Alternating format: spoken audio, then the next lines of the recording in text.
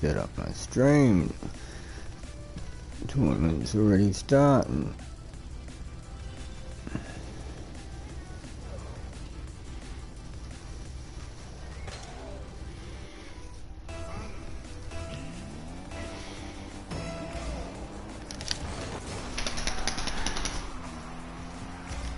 Didn't even get to have a warm-up game or nothing.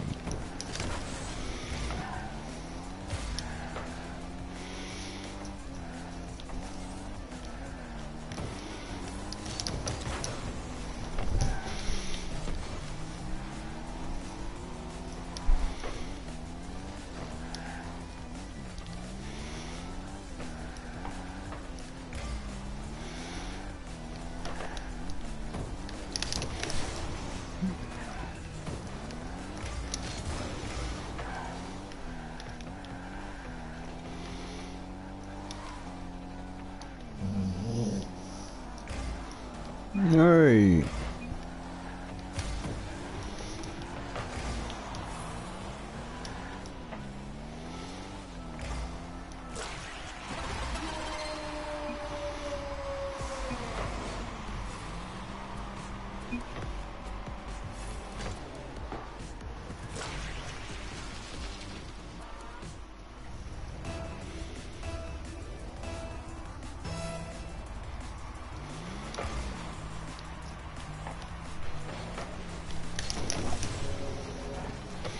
Hey again, Ashley. Oh, no way.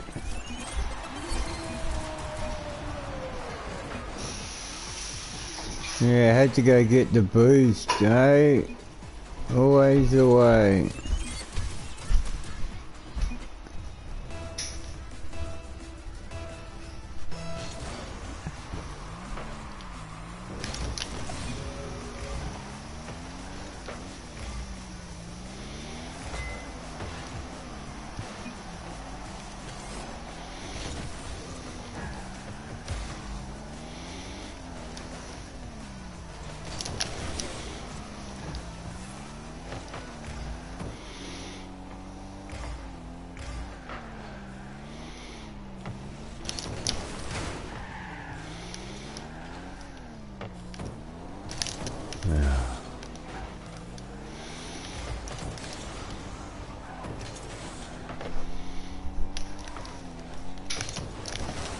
No way.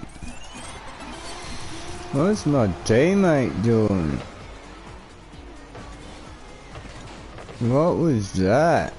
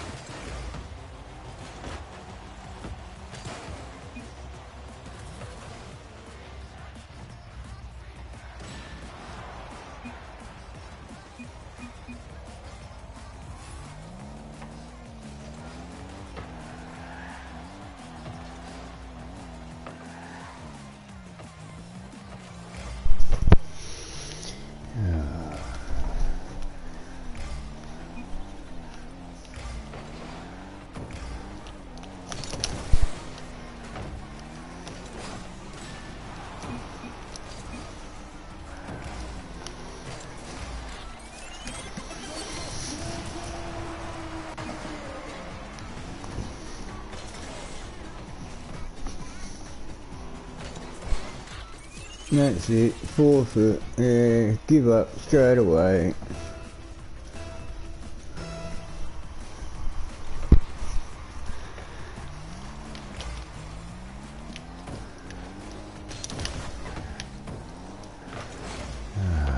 He's in front of the ball. How's he gonna get it?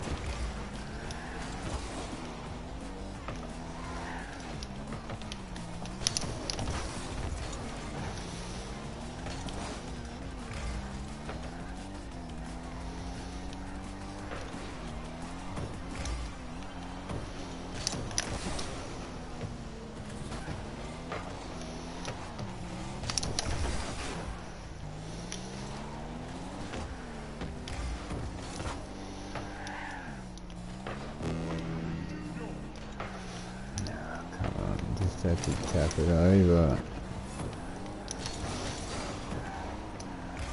You're kidding.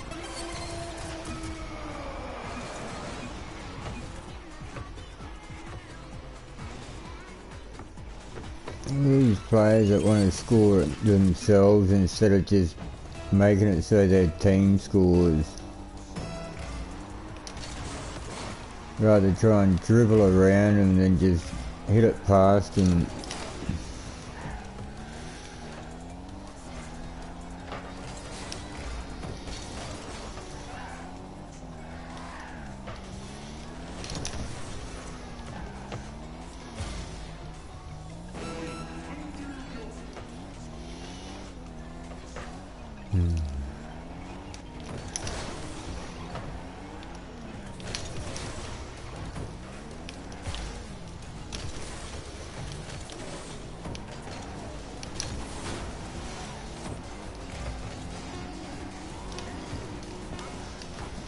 Oh wow, blocked me from going for goal.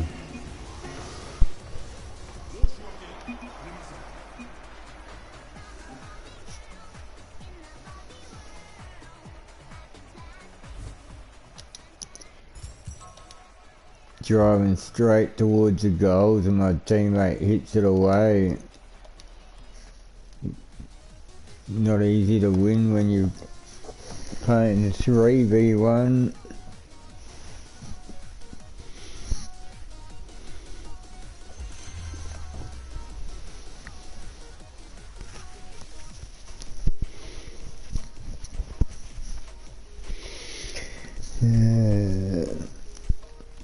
It's not easy when you have some idiot knocking your door every frickin' night either.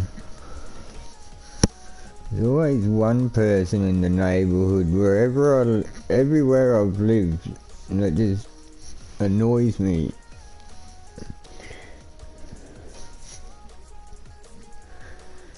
Always asking me for stuff. And it's always because he can't be bothered doing things when he needs to do them.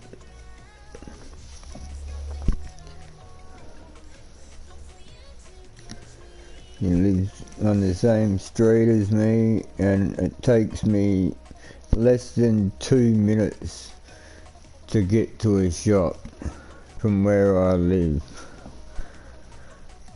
So it would take him less than 3 minutes at the absolute most. And the shop shut at 8:30. And just after 8:30, he's knocking on my door asking me for something that he could have bought at the shop even 15 minutes ago. If he left his house, he would have got to the shop on time and bought what he needed to buy. So no matter what he asks for now, I just say no. Got any bread? No. Got any sugar? No. Got any milk? No.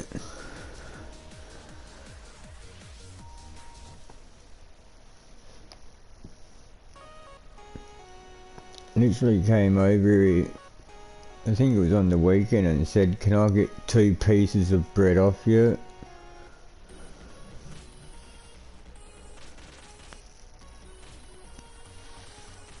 Oh, that's the problem actually. He's got the money to buy it, and he just doesn't. Because he's always doing other stupid things during the day, like he's a bad kleptomaniac. He collects absolute crap and thinks that it's got value to it. So he's a bad hoarder, and he's a bad like things like that. So he's always doing crap like that sort of thing during the day, and then suddenly when the shops are closed he needs things and he can't get it because the shop's shut. Yeah, I tell him no all the time now, Ashley. All the time. The other day he came over, I think it was just yesterday actually. He came and knocked on my door and he said, "I'm really sorry, but can I borrow your phone? It's important because I need to ring my brother." I said to him, "Sorry mate, I've got no credit on my phone. Like, if it's to make a phone call, my phone won't make calls right now. I can use it for everything else except for what I need it for." And that's what I said to him. About half an hour later, he came and knocked on my door and said, "I can't find my phone right now. Can you wait 5 minutes and ring me for when I get home so I can hear where it is?" Like, mate, I told you I've got no credit. When you came over here just before. And he goes, "No, I didn't come over here for that." Like, mate, you don't even remember coming here less than half an hour ago to ask to borrow this exact thing off me, and me saying I couldn't lend it to you. Oh my goodness. He comes over and asks for so much stuff he can't even remember what he's already asked me for or not.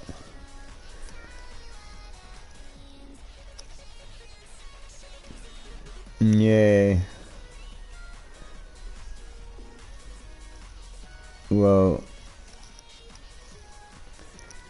it's just out of sheer principle now. Like I said, coming over now, like during that last game, he knocked on my door. You would have seen I was stationary for like 30 seconds, a minute or whatever. I had to answer my door. It was him. So it was like, what, 8:36 or something? The shop shuts at 8:30. If he literally left his house 10 minutes earlier than what he did, he could have walked to the shop and bought what he needed. But he would rather waste even that 10 minutes just doing crap and then go try and rely on someone else to get it off them.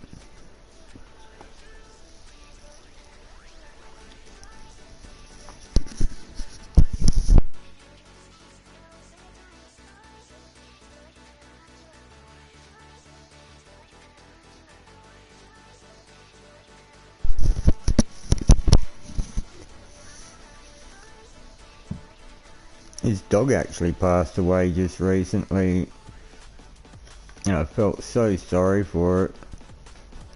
It was overweight, it was sick, it was, oh my goodness, it was in such a bad way, and they didn't do anything about it until it was too late.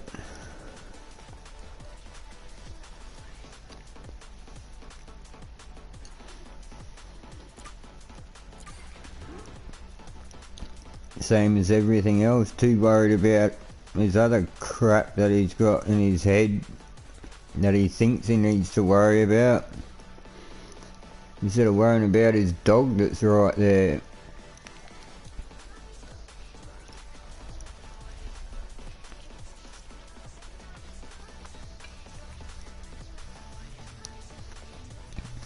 Oh, it's a real shame with some dogs. I've said it for a long time, all dogs deserve a good home, not all homes deserve a good dog.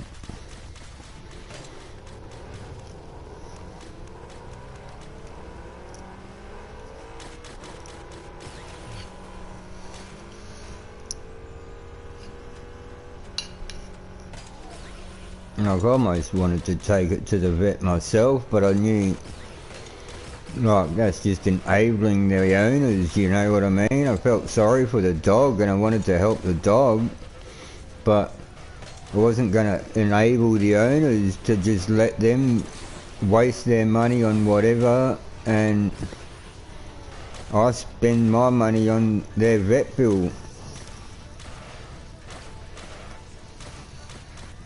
And then next time their dog's sick, they just don't do anything about it again anyway.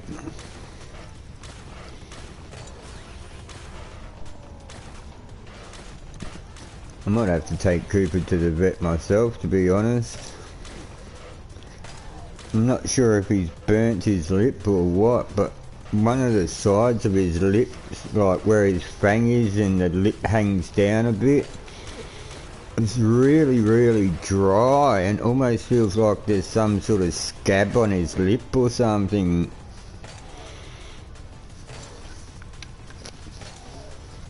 I'm not sure if he just burnt his mouth on dinner or something one night, or... So, I'm pretty much just hoping it goes away over the next week or something, because he doesn't seem actually bothered by it.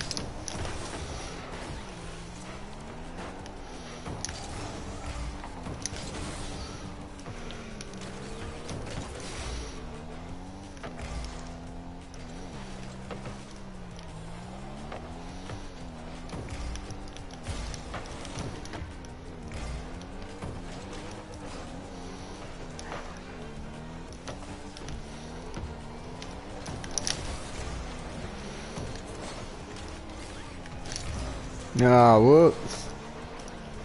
No way.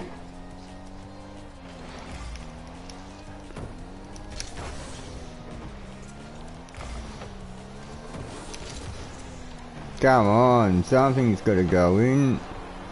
Wow.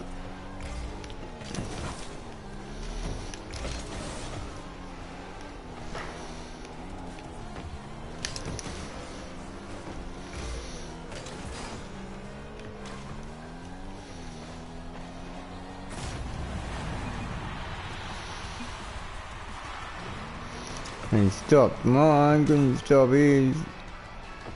And his is easier.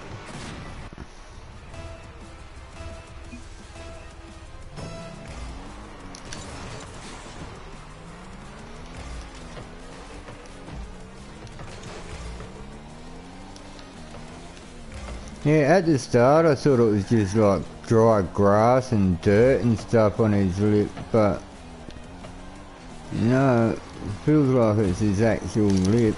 And yeah, just been for a couple of days, so... And I do know one night, when I was pulling his meat apart, it was pretty warm on my fingers and he ate it straight away. And he's, like, he normally, like, has it cooler than what it was. So it's not just maybe burn his lip out of the blue or something. There was actually a night where he could have burnt his lip because his food was a bit hotter than normal.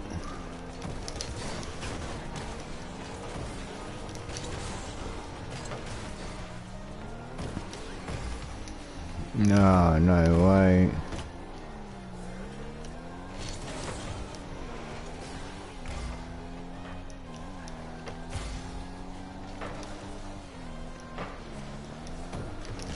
Whoop. Oh, no.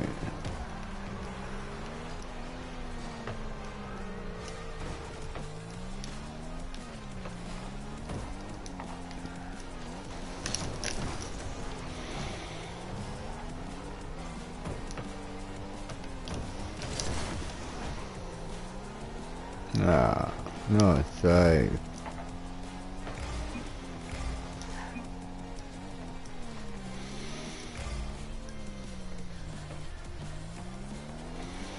I've done nothing. Ah, I had it covered. Come on.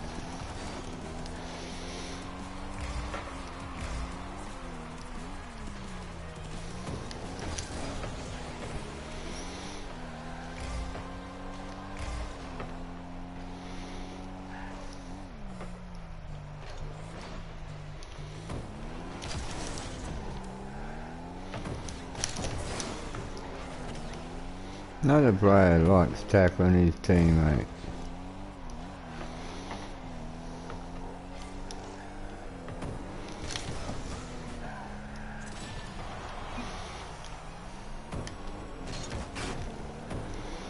Ah, come on.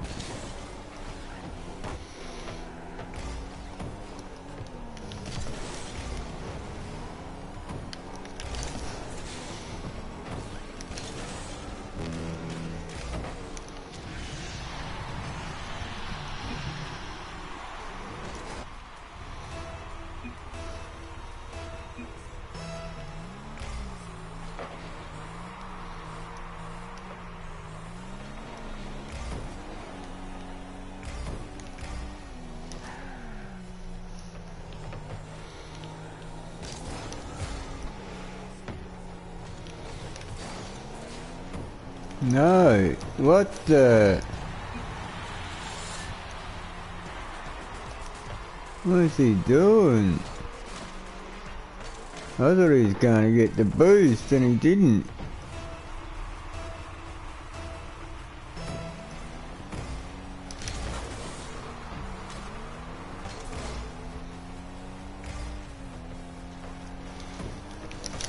Oh, no way.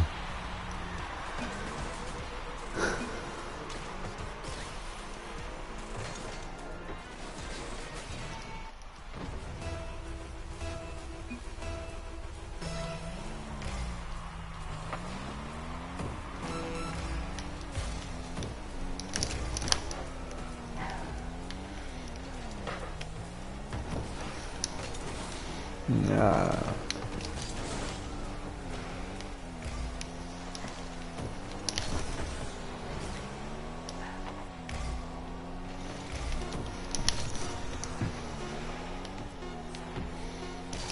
Oh, come on.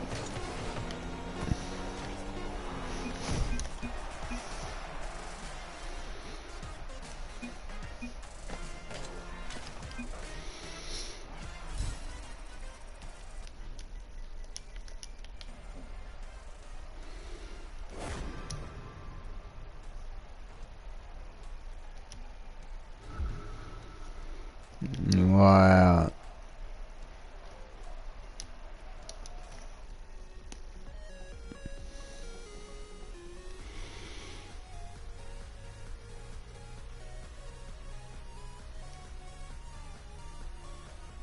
Hey, hypnotic.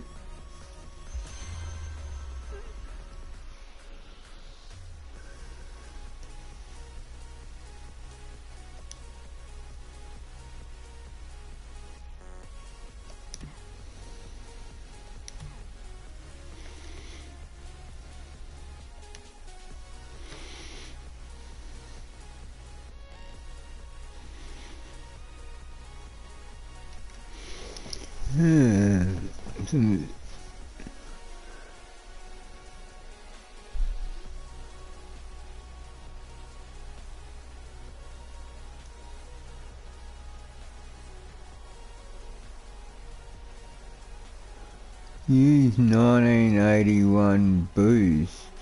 What's the 1981 boost?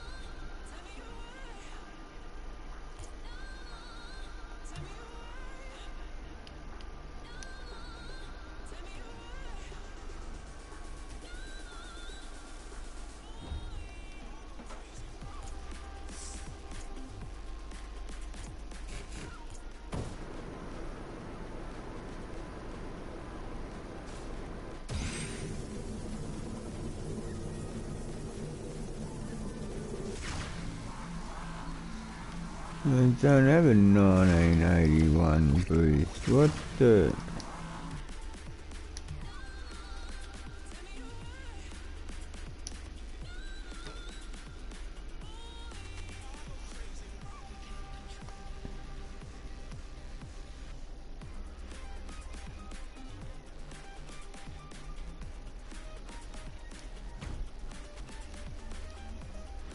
Drive supersonic speed.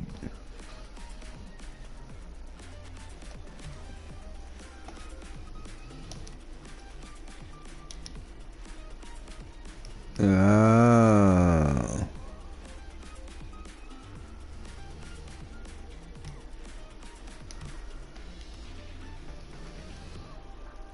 So you gotta do all things in that.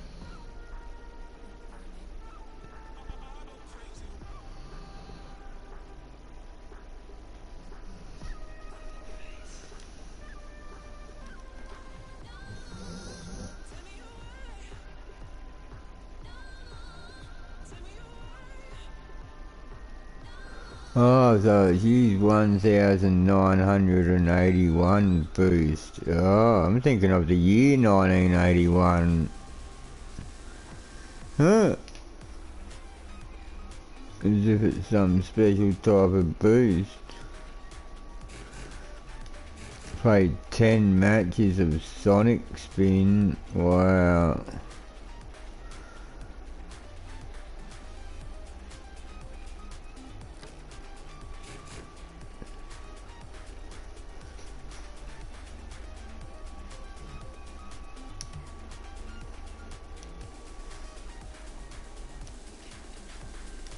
I'll play one game, see what it's like.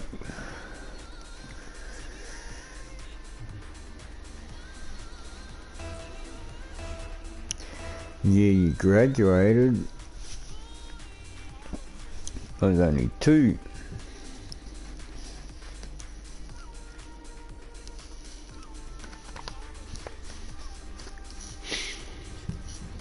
I graduated 96.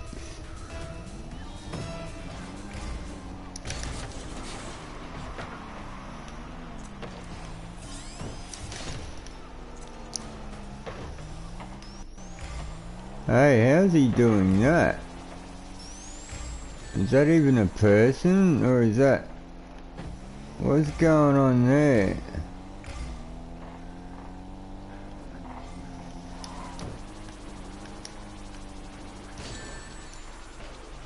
What the...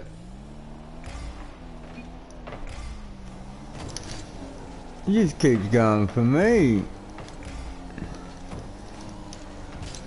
Oh, I didn't even need it. Well done, buddy.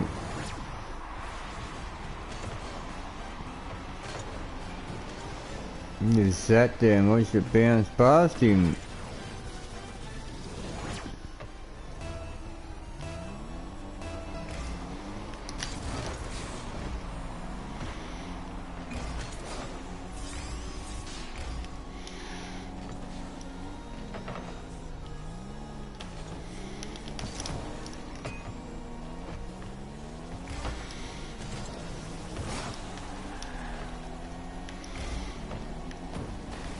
Nah.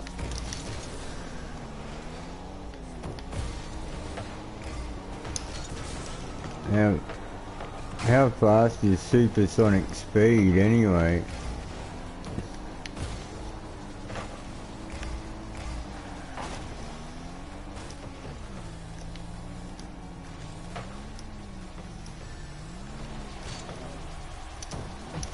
Ah, come on. No, go straight back for me. You're kidding!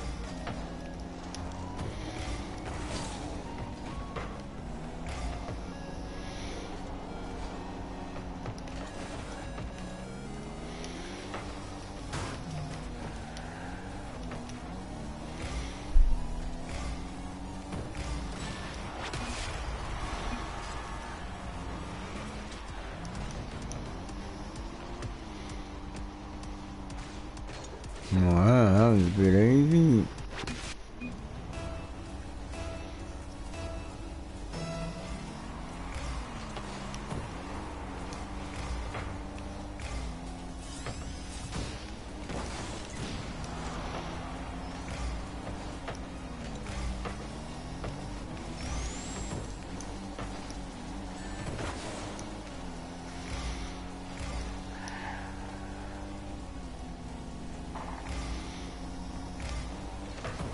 Yeah.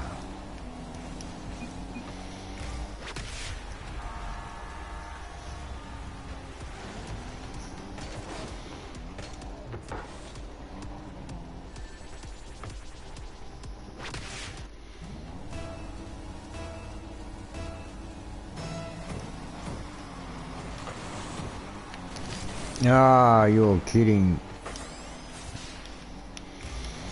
Should have been an easy goal.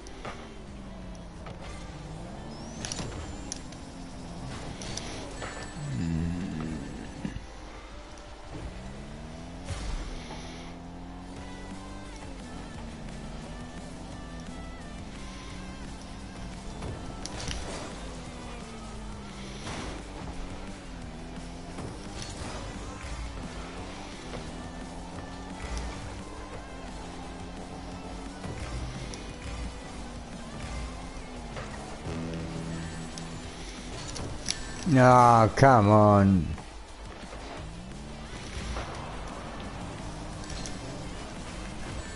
What the? Taking out everyone.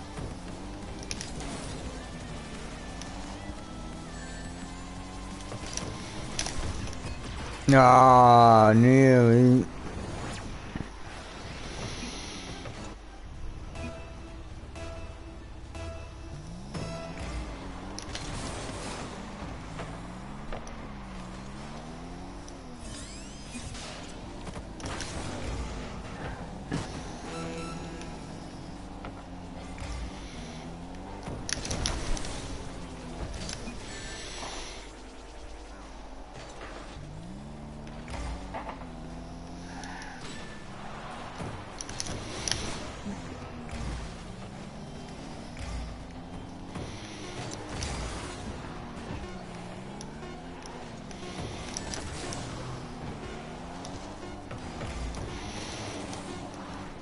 Ah, off the post, darn it.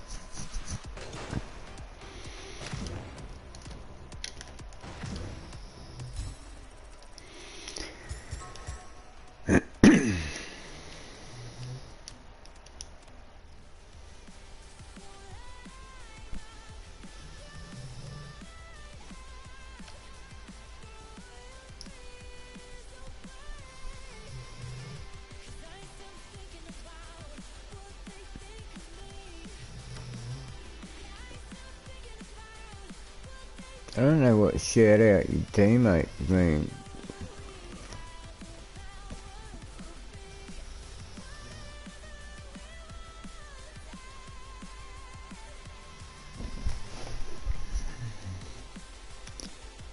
Oh, shout out your opponent. Oh, shutout. 0. Oh, you have to win a game to 0 and use enough boost. Now I'll get it.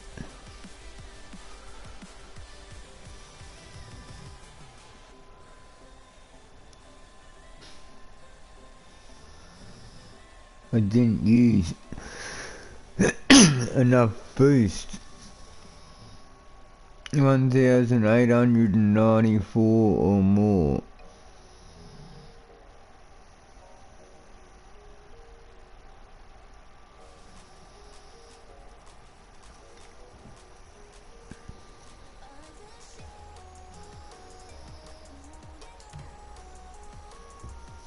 So the only difference is there's that ball bouncing around.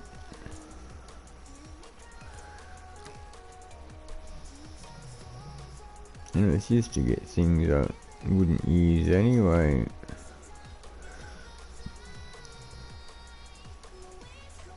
I don't know why you can't have toppers on your car in Fortnite, to be honest.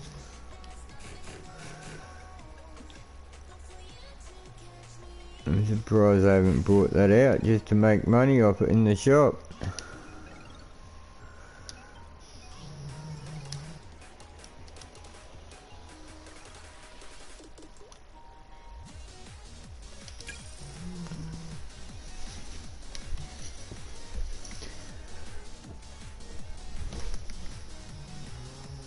Alright, gold 3.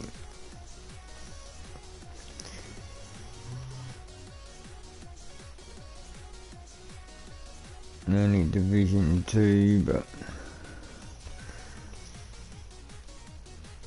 not too far from platinum on both ranks.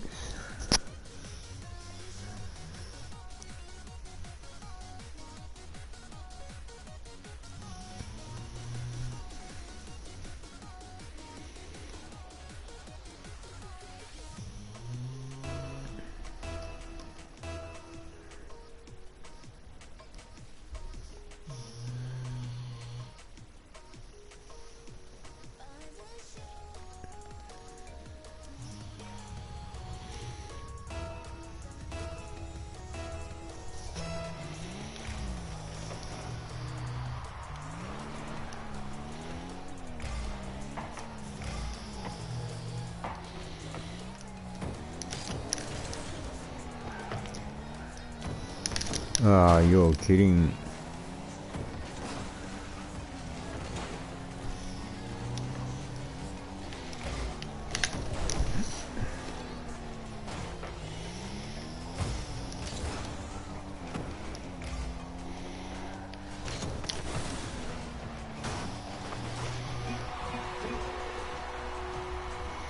I stopped the first one. Why wasn't it classed as a save?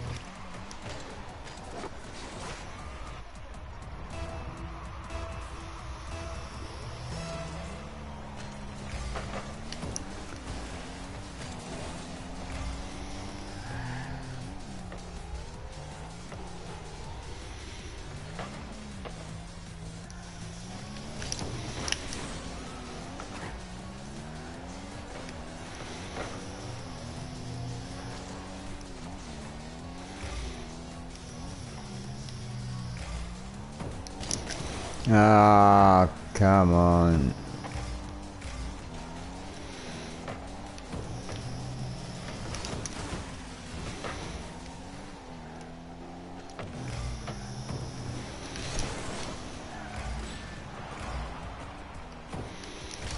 Ah, come on.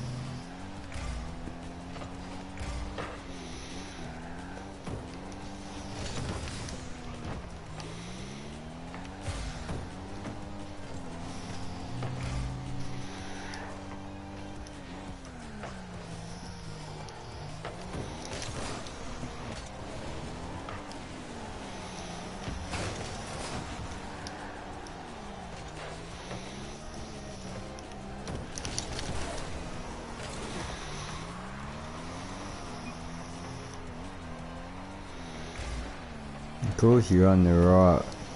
The wall's on the left.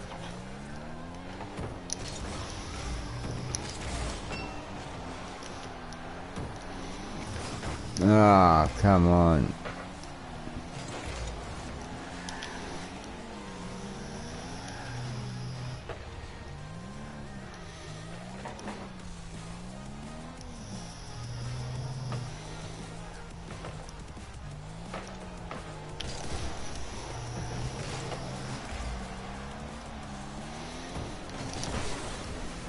Come on. Oh wow. That was close.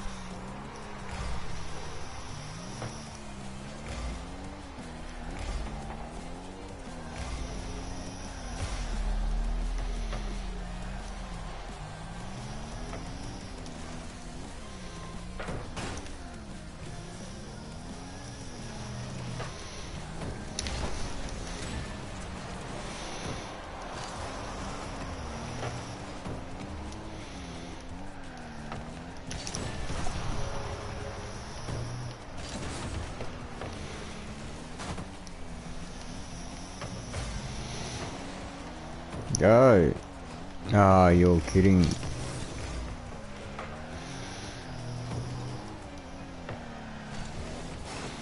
Ah.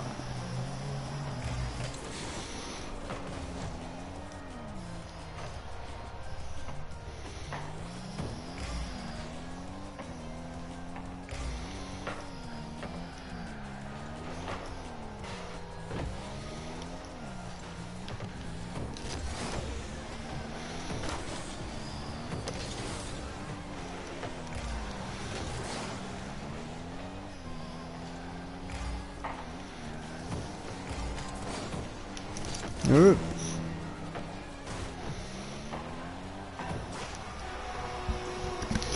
Yeah, this is terrible.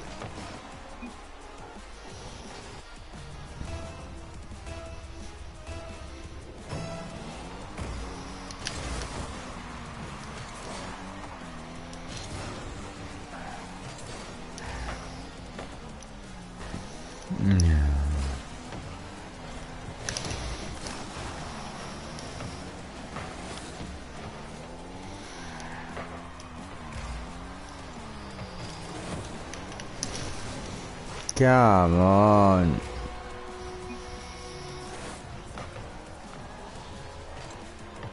Then I am meant to get there with my teammate blocking it, but not going for it. Oh, awesome.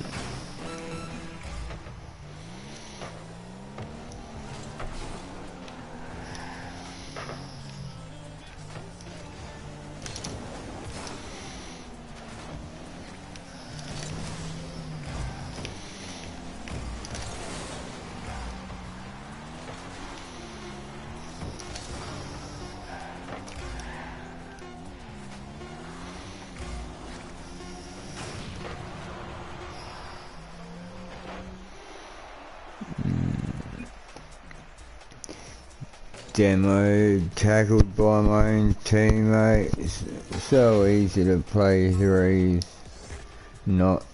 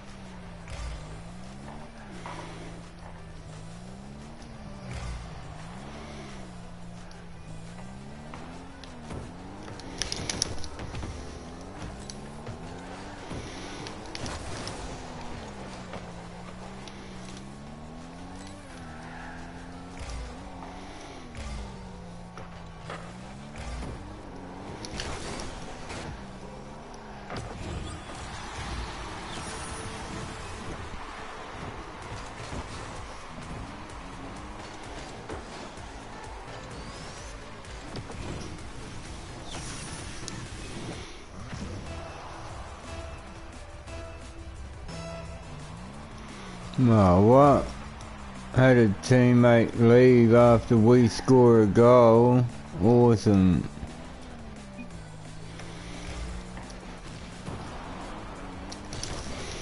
No, mess that up.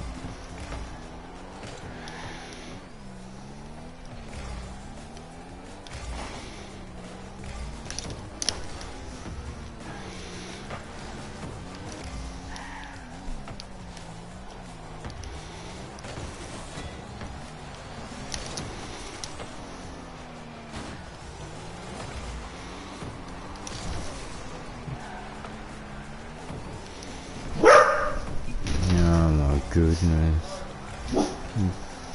Idiot back again.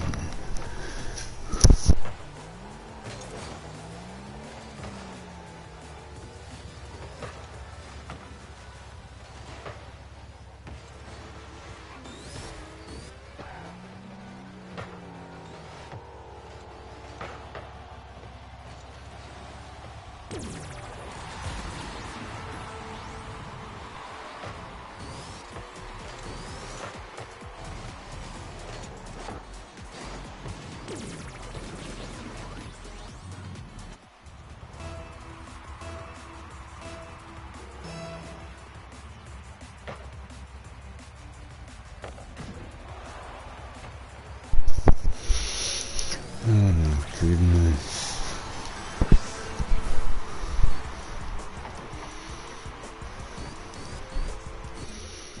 No, not much I can do.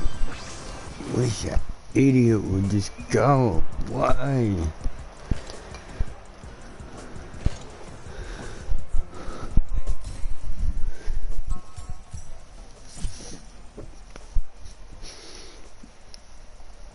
I swear, everyone else must say no to him, that's why he comes to ask me. But I've started saying no to him as well, and he still comes to ask. I don't get it.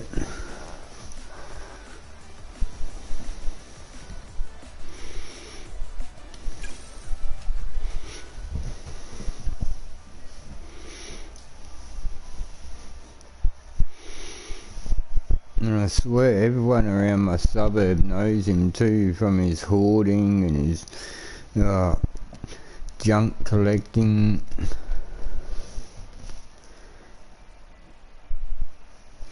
What do you mean by close? As in distance or good friends or what?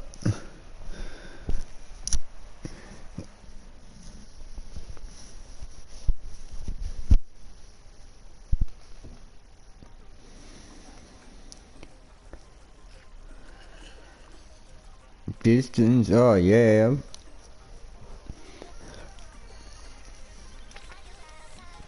I live in Melbourne, there's 5 million people here.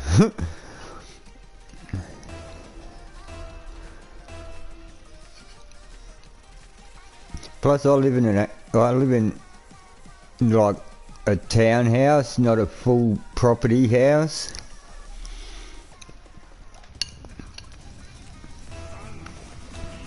Like it's a house is in, it's got its own structure, it's not like a unit where it's, you know, two buildings, two places under one roof or whatever. But it's a townhouse, so it's like on the back of someone else's property. So I've actually got someone who's just in front of me. Plus I've got like next door neighbours, plus the street behind me there's a block of units on. So the very back unit on the place that's there, because my place is at the back of the property and their place is at the back of the property, it's like we're right next to each other pretty much.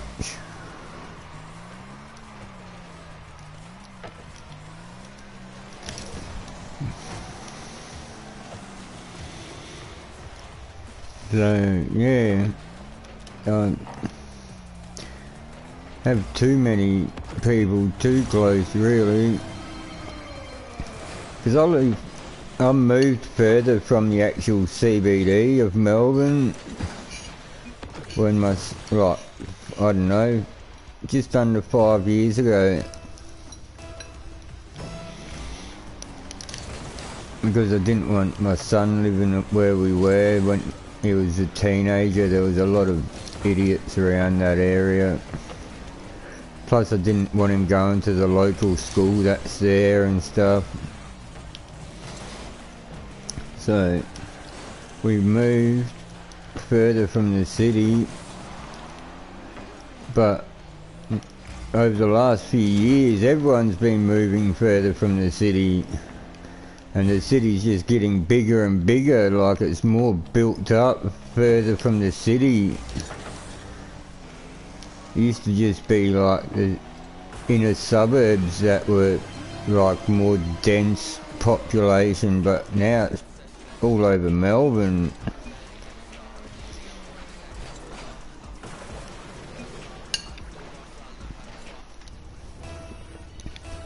Over the years they've changed the rules for building, like building properties, to make it easier for people to build more houses and for people to be able to invest and stuff, because they all want, the government's always wanted people, like, to be honest, they've always wanted Chinese people, but they've always wanted people to invest in housing, so they've made it easier and easier.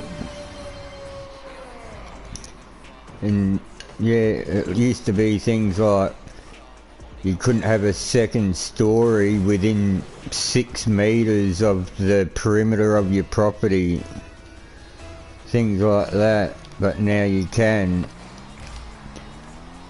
And like,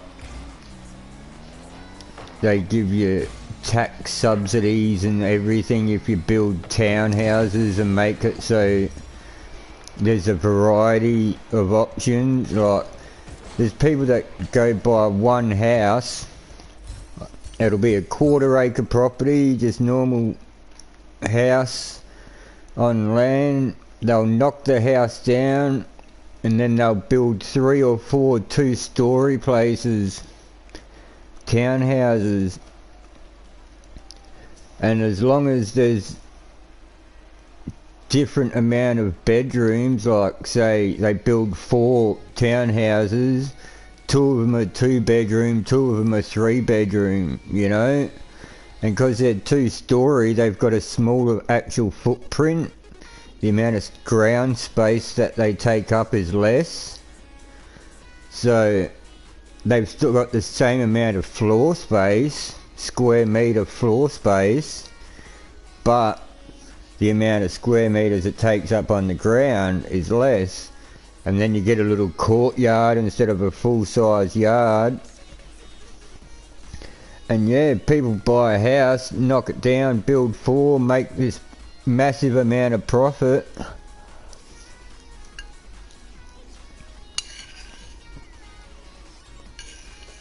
And yeah, instead of people living in full-size houses anymore, they're buying all these townhouses, but they cost just as much, because you can either buy a, say, 40-year-old 3-bedroom 1-bathroom house on a full-size property, or you can buy a 3-bedroom 2-bathroom house that's brand new, never been lived in, all modern amenities, whatever. So it ends up being the same price, even though the amount of land that you own is a lot smaller.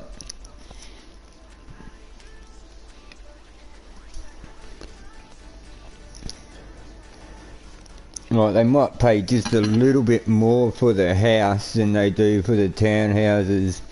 Say buy a house for $600,000 and then the townhouse will be like worth $500,000 each or something.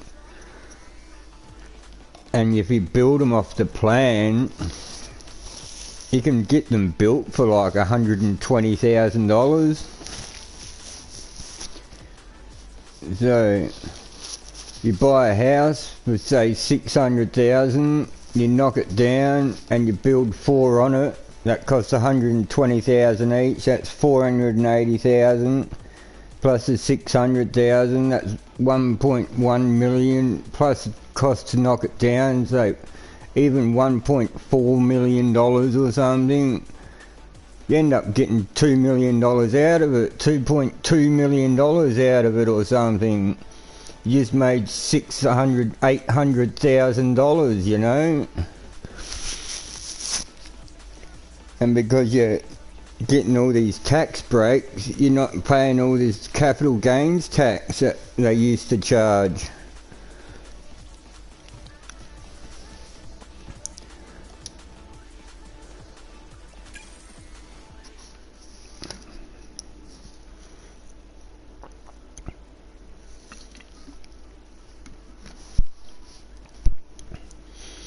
I was never going to own my own property.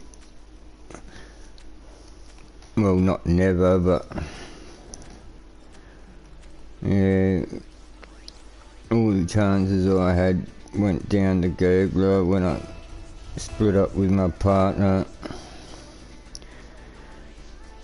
Went from working full time, living in a nice place, saving money, like, yeah, to being a single parent, having to quit my job and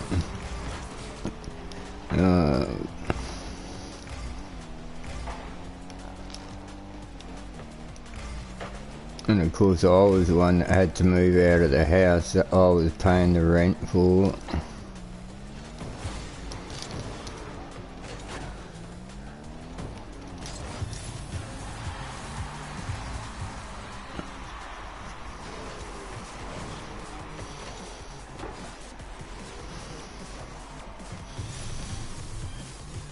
I'll never be able to afford a house at all to actually buy one.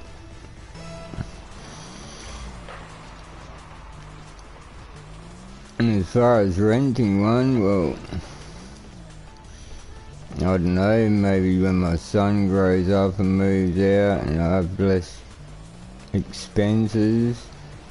But even then, like, I won't want some sort of bigger house or something then anyway. I just see a bigger house and stuff as more to clean. I mean, having a nicer house, yeah, but not bigger.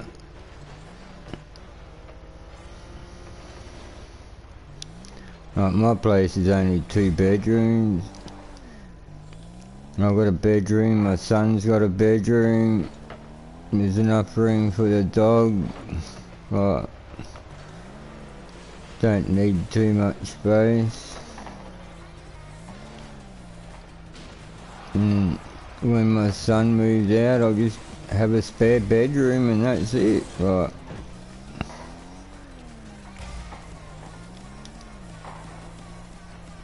And it's not just cleaning it, it's furnishing it too.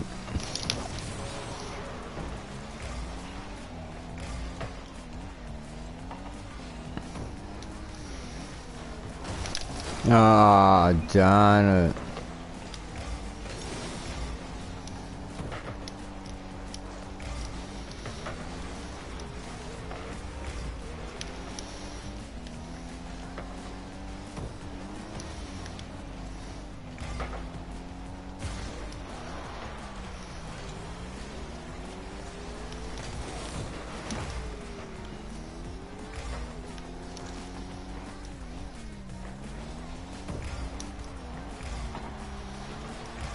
Oh, wow.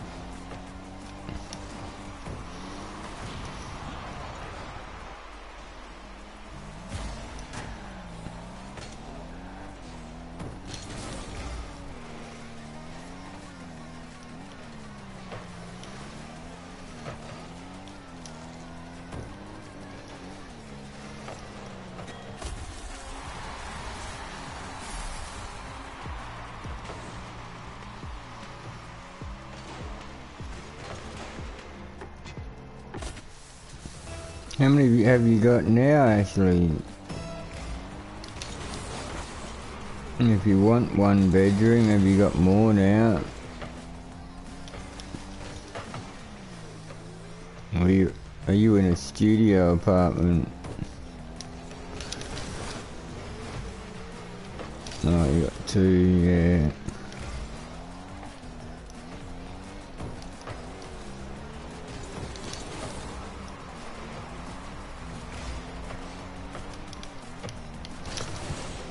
There's one thing around here, a lot of two-bedroom house, yeah.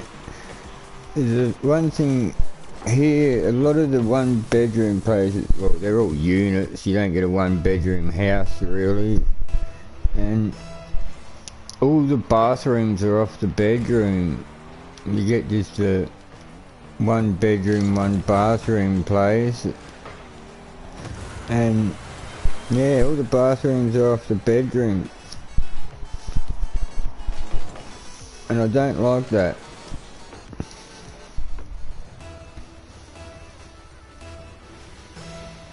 If you have a second bathroom, fair enough, but like if you have visitors over your house or something, they have to walk through your bedroom if they need to use the bathroom at all and stuff like that. Like, I don't know, that just seems weird to me.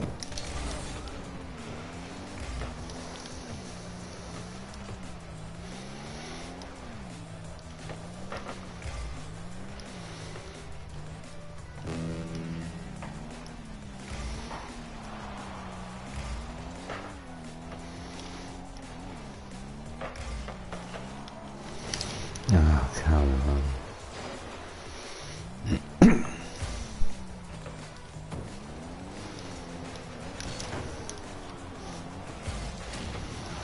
How many times? This person's just going for me, I swear.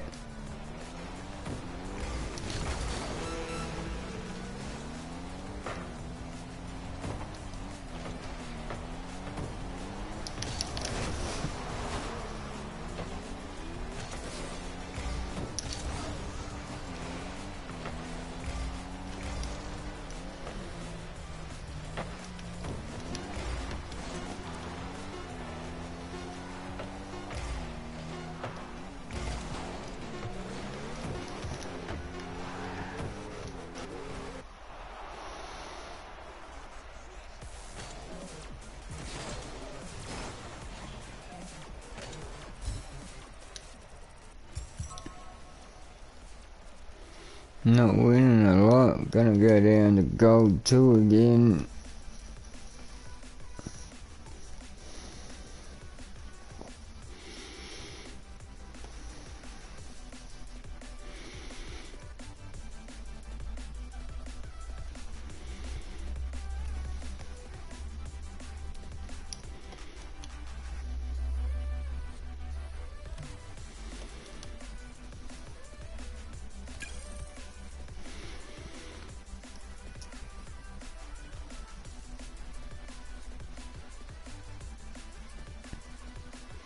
Yeah, because I live in like a place that there's more than one house on the property, the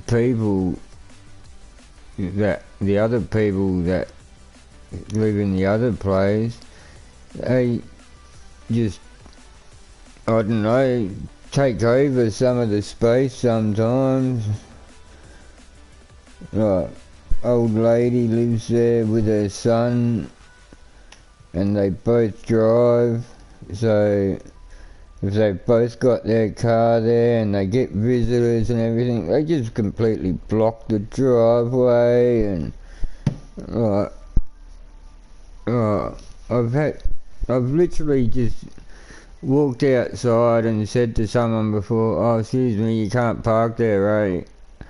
And I've got to, oh, go and get effed, why don't you go F yourself, blah, blah, blah. Full on abuse thrown at me by these two ladies.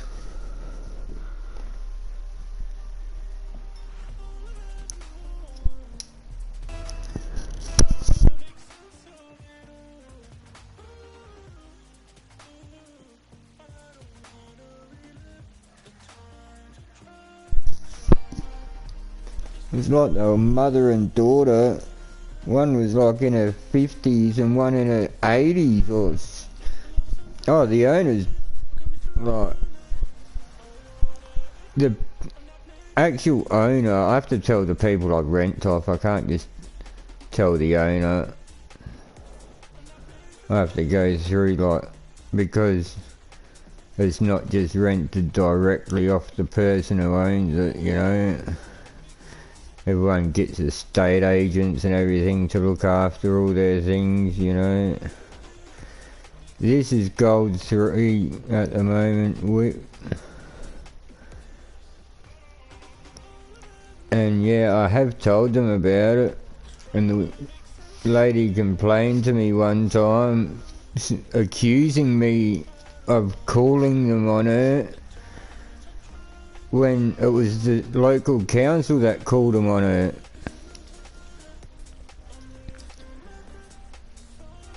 Well, I do have one. Like, I've got my own carport where I can pull in and park in my carport. She's got her own carport that's got gates on them.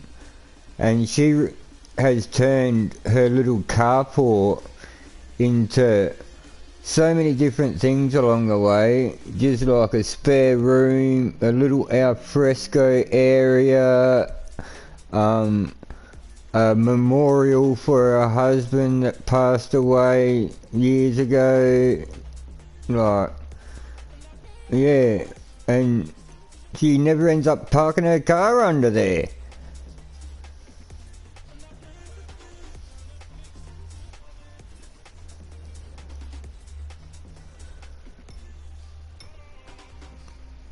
I've even been told, oh, but there's 2 of us and 1 of you, so, you know, we kind of need a bit more space and blah blah blah.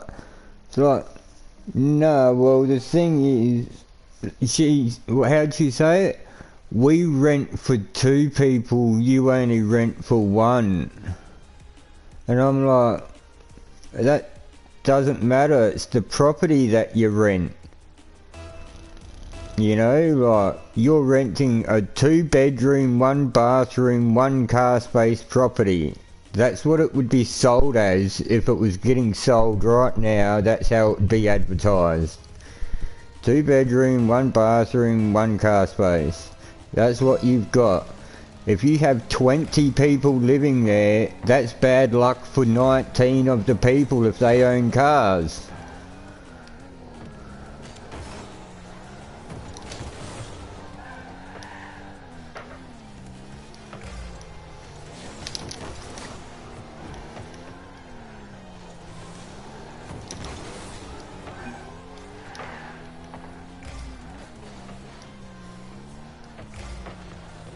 I mean, she thinks it doesn't affect me anymore now because I don't drive now. Because I haven't driven for a while now, she thinks it doesn't affect me and everything. And it's like, if I'll pay rent for my place. If I don't want your car parked there, I don't have to have it parked there. I can tell you to move it. It's that simple.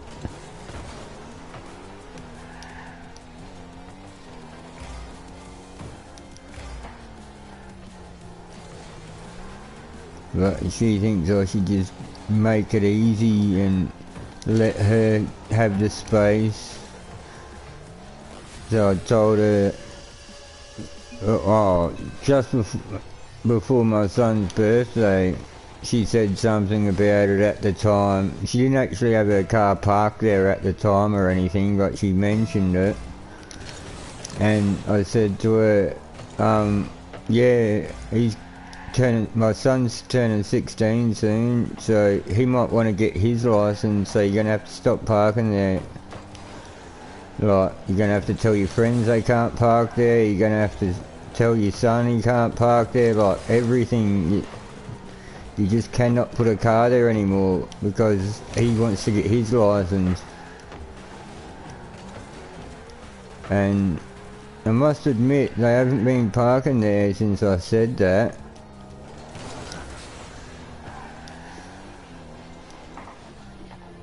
Why don't I drive? Driver fatigue. Well, travel fatigue really. It's not driver fatigue, it's travel fatigue.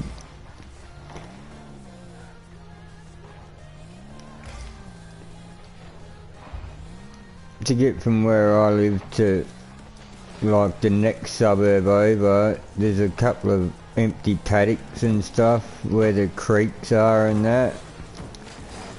So there's a road that goes down there and the speed limit's 100 kilometers an hour, like 65 miles an hour, whatever, 62 miles an hour or something.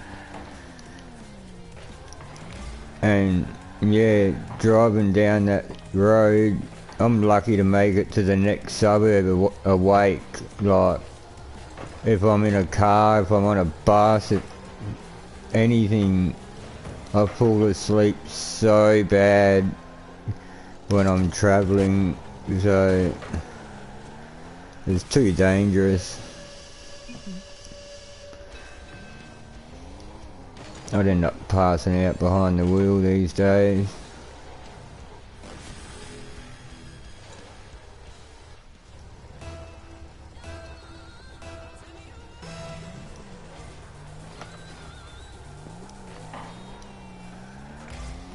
Just didn't renew my license.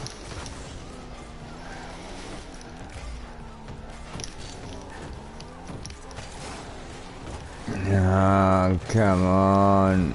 My teammate too busy trying to get the ball instead of be ready for the ball.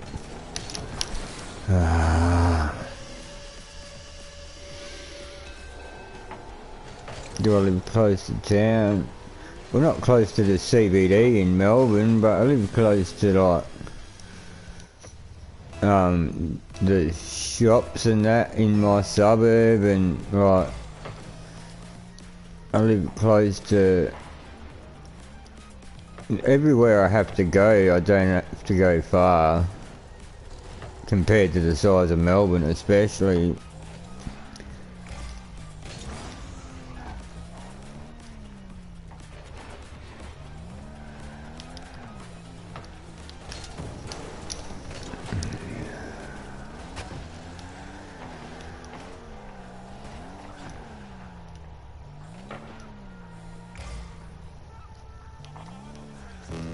But even just the road up to the next suburb, I think it's, what, 8 kilometres or something between one set of traffic lights and another set of traffic lights. It's not 8 kilometres in total from one suburb to the next, but like the road just goes until there's traffic lights again in this suburb and in that suburb, you know, and between the two traffic lights is 5 miles, 8 kilometres.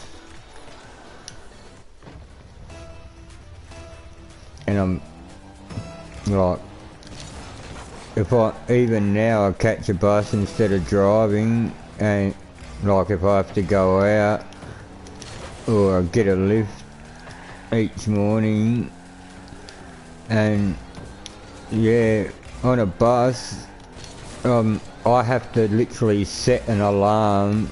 I have to look at a bus timetable, see what time I'm going to get to where I'm going, and set an alarm like 5 minutes before that to make sure I actually get off the bus at the right spot.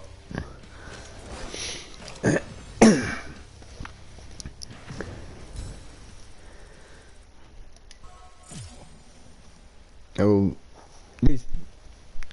Melbourne's is, I don't know a city in America as big as Melbourne, but you got like smaller than Melbourne cities and bigger than Melbourne cities. There's what, New York and LA that have got over 10 million each. How big's Chicago?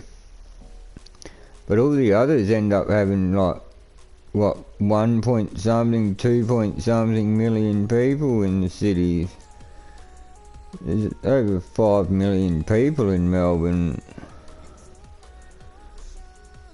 So it's like a metropolis like New York or LA, you know. So there's definitely buses here.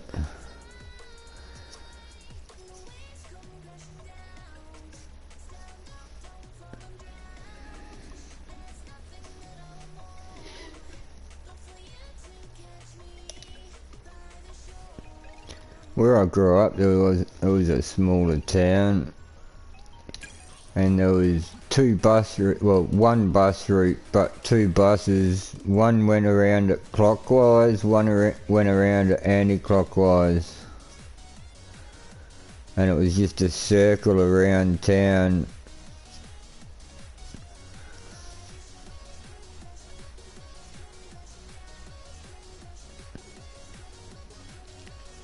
But even then, it was like the buses ran from, say, the first bus would leave the main shopping centre, go in each direction at around 7:30 in the morning, and the last bus would be around 5:30 in the afternoon.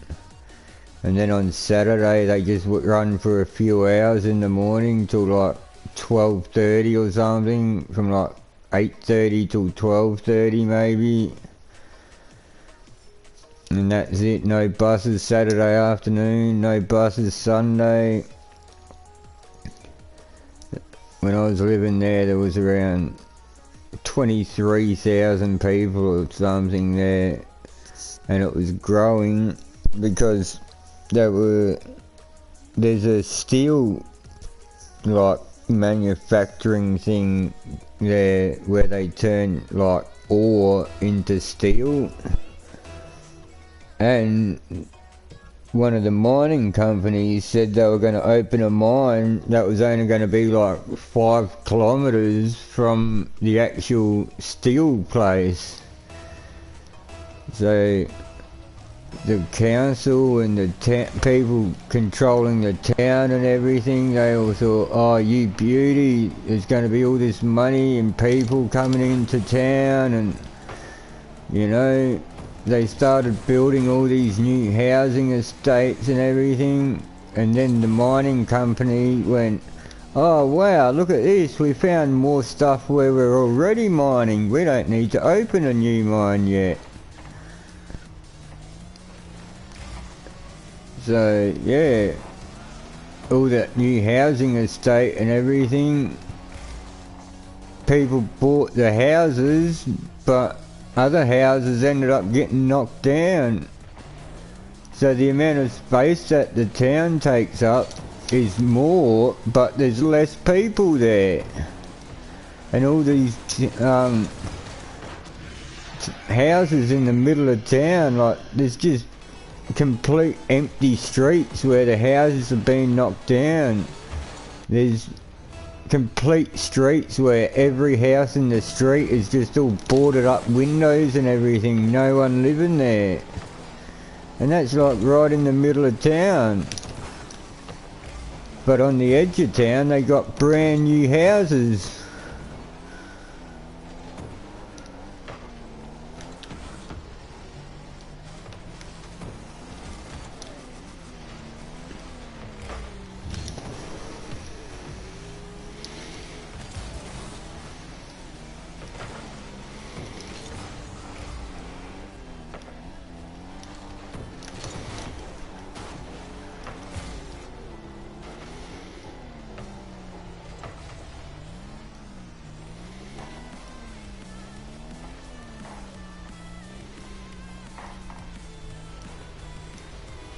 Where I grew up is the worst place in Australia for unemployment too. There's nothing there. They have a rule over here that if you're unemployed and you're collecting like a welfare payment or something off the government for not because you don't work, not because you're disabled, you're not allowed to move to a place where there's like less work opportunities than the place that you currently live. And the place where I used to live, you're not allowed to move there from anywhere in Australia if you're unemployed, unless you have family there or like there's some special reason why you need to go there. Because the unemployment rate's so high already and there's no jobs there. So if you go there trying to get work and trying to get a welfare payment to be able to look for work, they'll say, nah, sorry, you can't come here. They'll pay you for like a couple of weeks or something, and then they'll stop paying you unless you move again.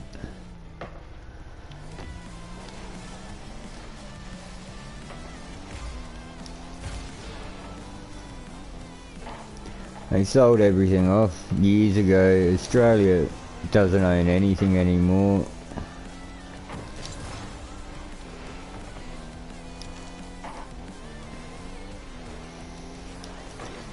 When Vegemite became un-Australian and our telecommunications company called Telecom Australia was bought by China,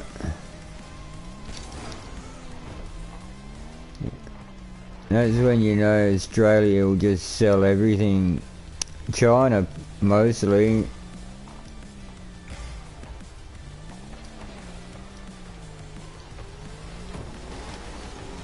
During the 90s it was huge, the 90s and early 2000s. Oh my goodness. Especially in some places, like the government just wanted their money and they didn't care that they were selling everything. Like, they think of it as, oh, we want people to invest in Australia and do things like I was saying before, the housing investments and stuff. And they wanted people from China to come do these investments in housing and stuff like that. But what they don't realise is these people aren't going to invest the money in it without getting the money back. You know what I mean? Like, these Chinese investors, they're doing it to make a profit. And all that profit isn't being spent in Australia. It's getting taken overseas. And they all get given these tax breaks and everything for buying property in Australia and everything. It's crazy. You go over there as an Australian and you can't even own property unless you're married to someone over there, and if you get it divorced, you no longer own it, your wife does. Because she's Chinese and you're not. But we sell everything from here to them. Australia doesn't even make cars anymore, Ashley.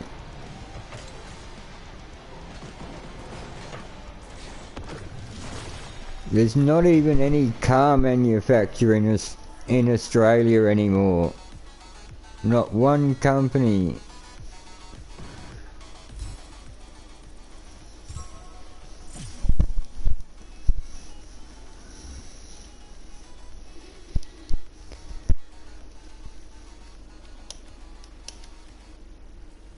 No, it's terrible. And Australia's done it, like, people have done it to themselves as well, though. Unions, that's what I blame everything on. The big union movement of the 80s. And then it lasted a while too, but now it's just huge. People going on strike saying, no, I want more money and better conditions and everything like that. And all the union bosses will go to the, like, people in Parliament, and they'll do all these backdoor deals, like backroom deals, where it's You tell me that my workers are going to get this and this, and I'll get all my workers to vote for your party.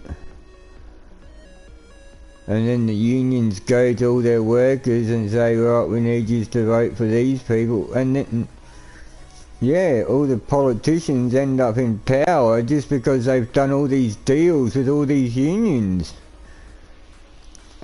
And then all these people want more money, and they have to take it from somewhere else. And then all the people that they're taking it from, they want more money too. So then they go on strike.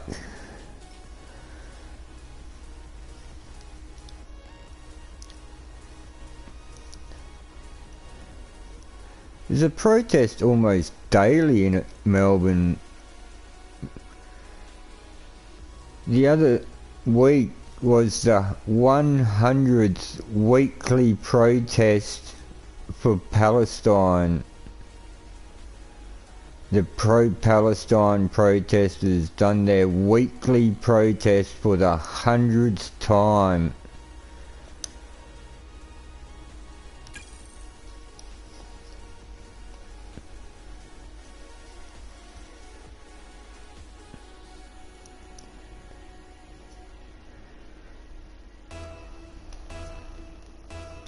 Crazy over here.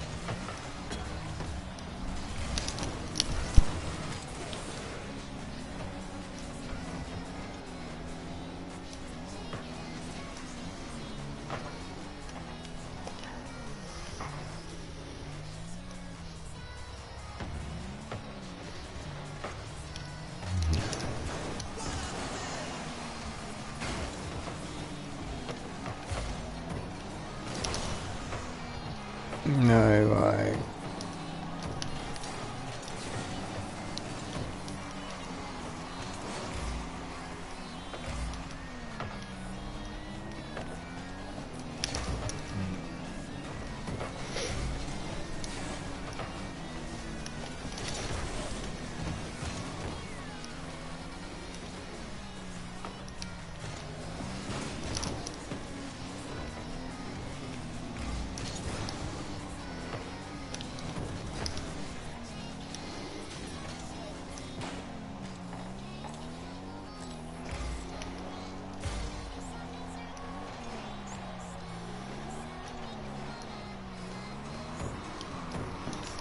No.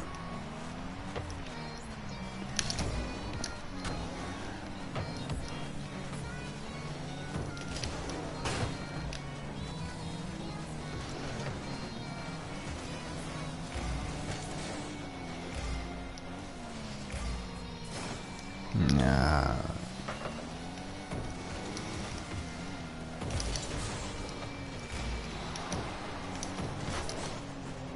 Darn it.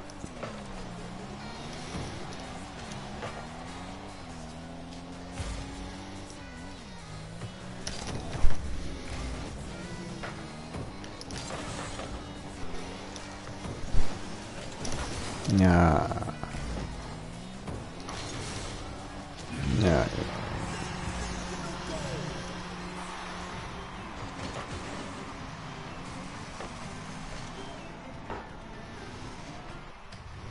Yeah, I think Toyota might have even been the first one gone from here. There was Toyota, Ford and Holden, which was Australian version of Chevy.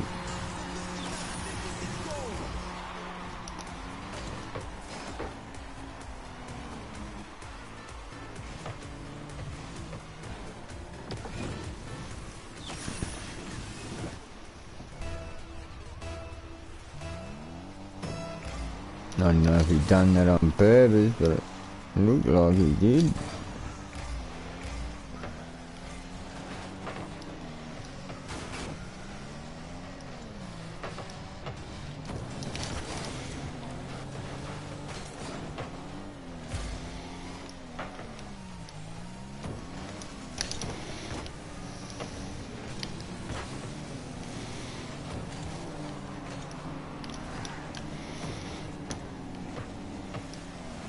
Oh, no way.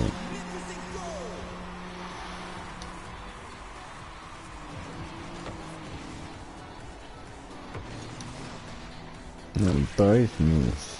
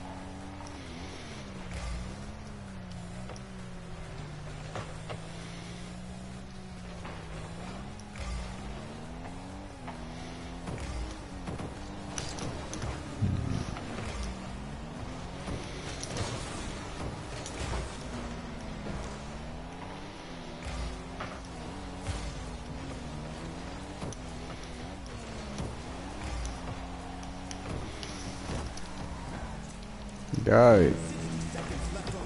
Thanks.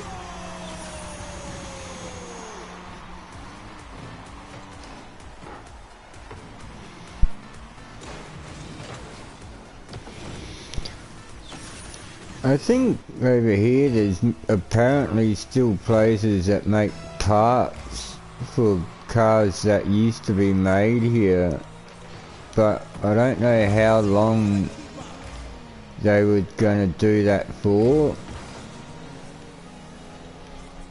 because like the very last cars that were made here were sold with, you know, 7-year warranties or whatever, so they had to at least be able to guarantee they could work on them and get the parts they need and everything like that for the length of the warranties.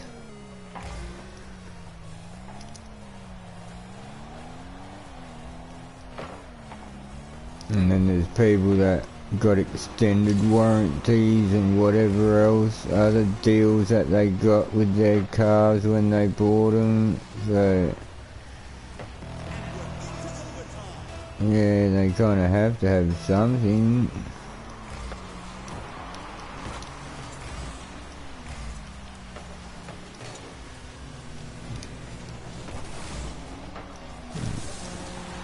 Nice one. Lucky I kept us in that. Scored both the goals during regular time and got a save during overtime.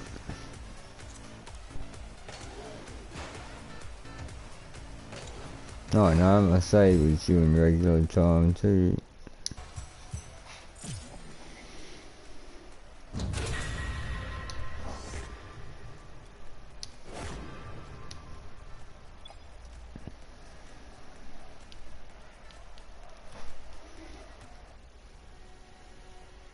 Hey, Mr. Thunder.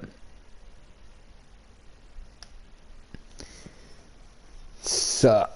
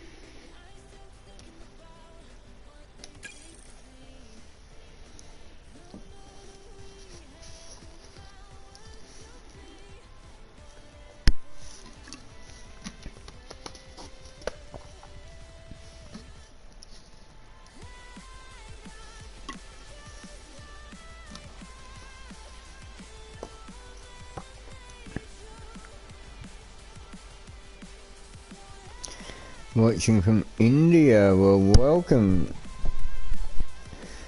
to a stream that's done from Australia.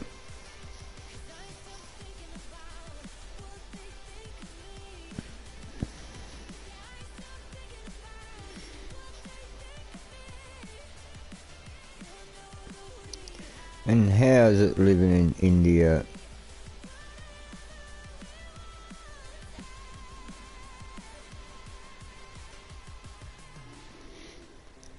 Nah, I don't really watch anime. Not anymore. Haven't for a long time actually.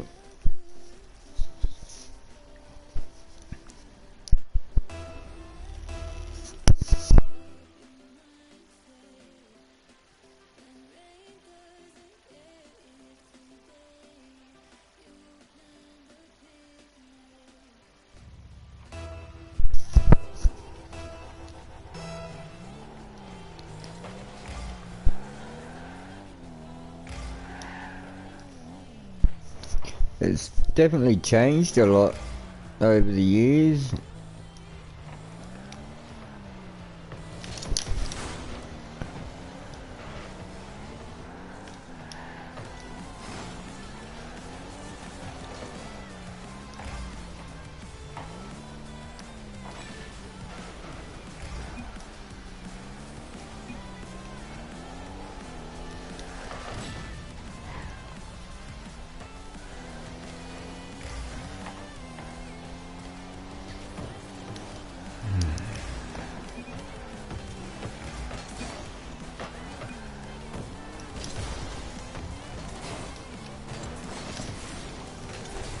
Ah.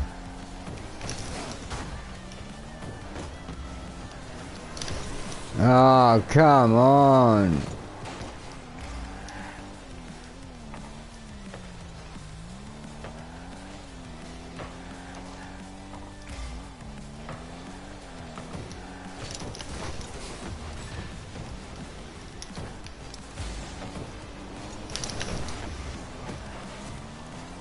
Come on, teammate. Stop following me and get in the middle ready for a pass. That's it. Worry about me, not the ball. Oh, no way.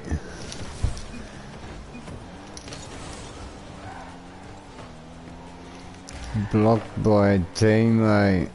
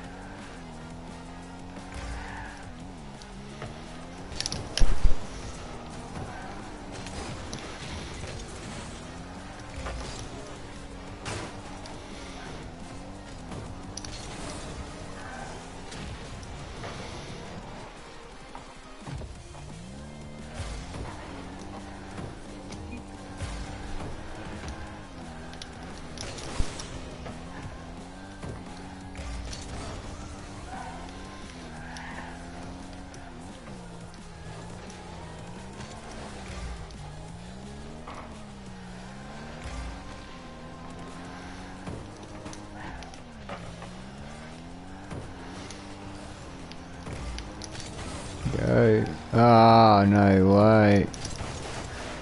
Go.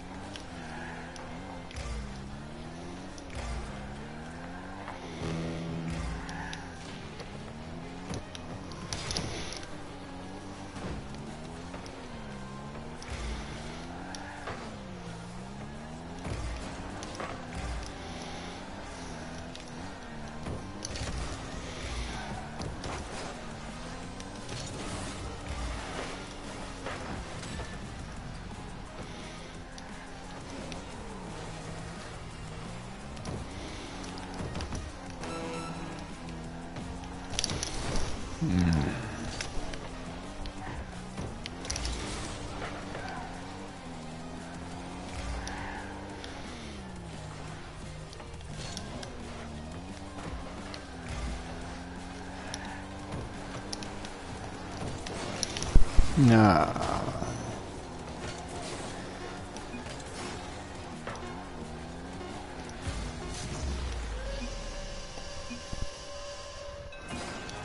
That guy just going for demos everywhere. Didn't help him.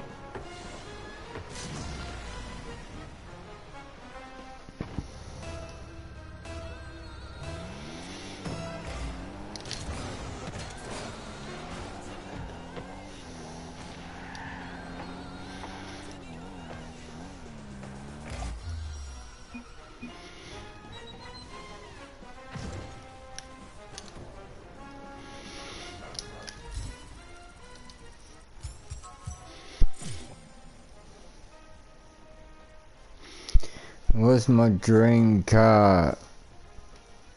Either an old car with a new engine or a new car with an old engine. But if it's just a car that's already been built, a Tirana A9X.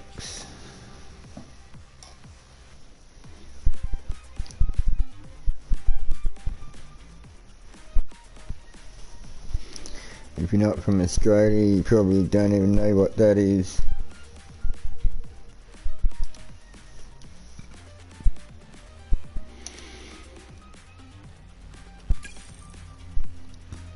Tiranas are my favourite cars. There was small sedans that had big engine bays. A Tirana, T-O-R-A-N-A.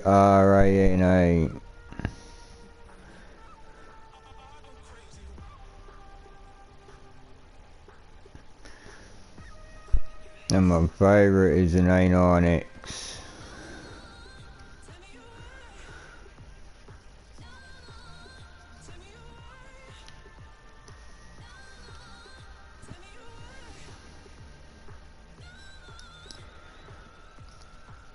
Like a smaller version of, like, not a full-size car, but the engine bays were big, so they had big engines.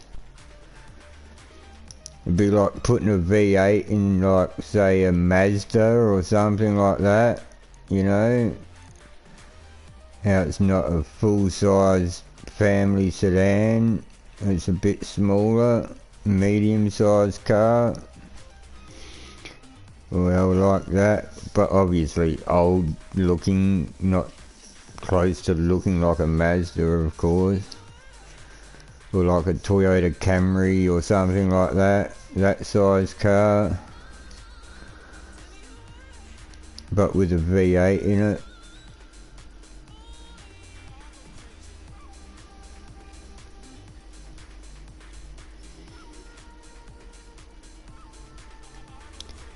You could get a Tirana and one person could buy a LX Tirana, a square one, and it'd be a 4-cylinder, like 2.2 litre 4-cylinder car, and someone else could go buy it and they'd get a 5.7 litre V8 and both engines would fit in the car.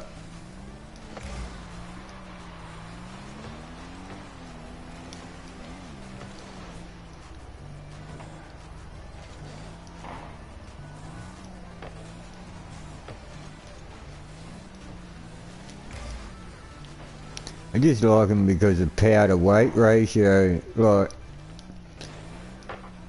because of the size of the engine bays compared to the size of the whole car. Normally you get a big V8, 350 cubic inch V8, which isn't actually a big block, it's only a small block. But yeah, you get one of them and Yeah, normally it would be in a car that weighs, you know, 2 tons or something. And then to put that same thing in a medium-sized car that weighs a good few hundred kilos less.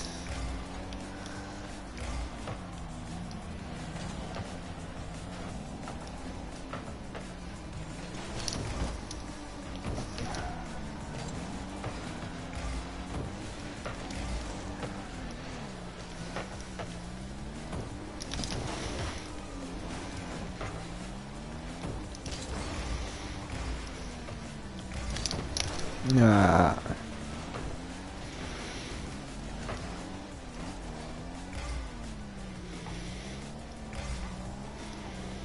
That's also why I said an old car with a new engine or a new car with an old engine. Imagine getting, like, you said a 66 Mustang. Imagine getting a 1966 Mustang, the engine out of it, like a, what, 351 from a Ford, a 351 cubic inch engine from a Ford Mustang that back in the day was a lot heavier, and then put it in a brand new Ford sedan from today that weighs like half the amount because it's just plastic, you know.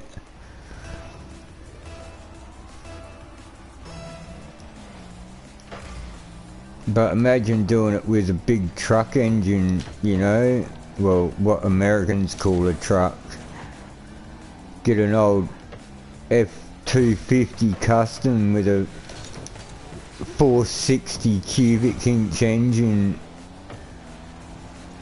and then put it in a brand spanking new, you know, whatever Ford it'll fit in from these days.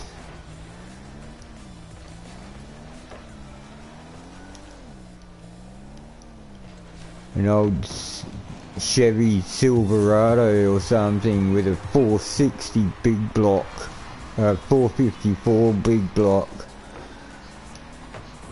That'd be awesome. Although some of the newer cars have got pretty big engines these days too. 6.2 litre Hemi engines and stuff.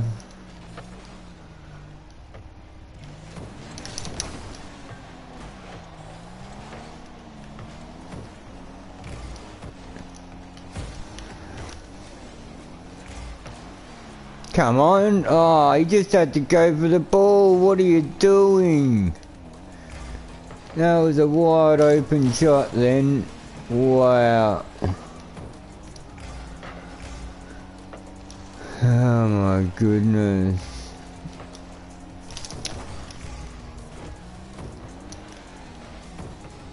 Go. Ah.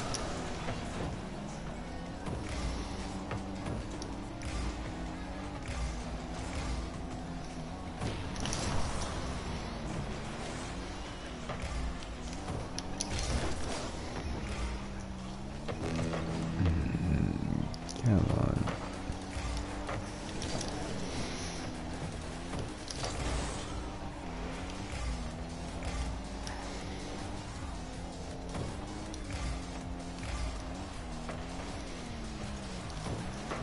No. Nah.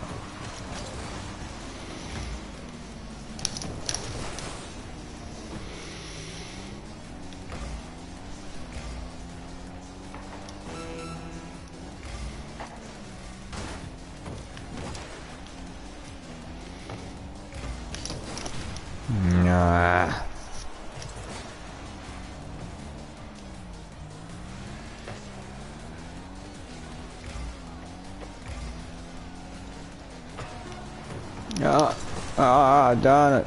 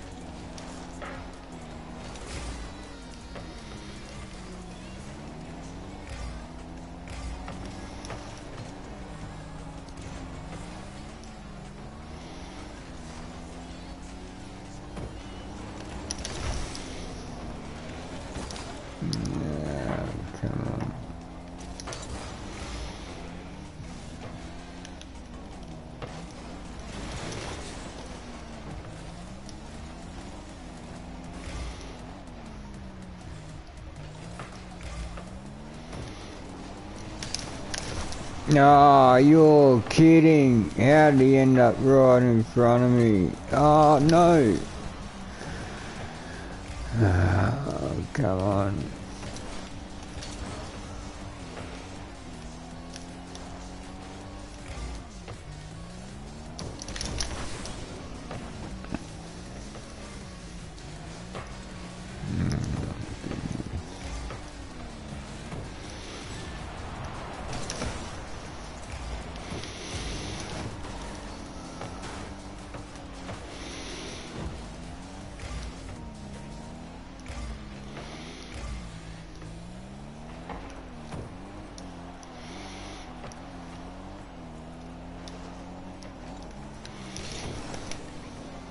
Oh, there's no one there. What the...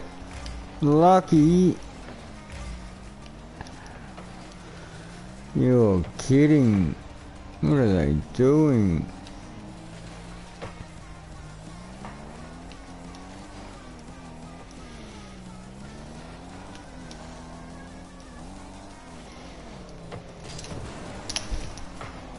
Ah, are you serious? Come on.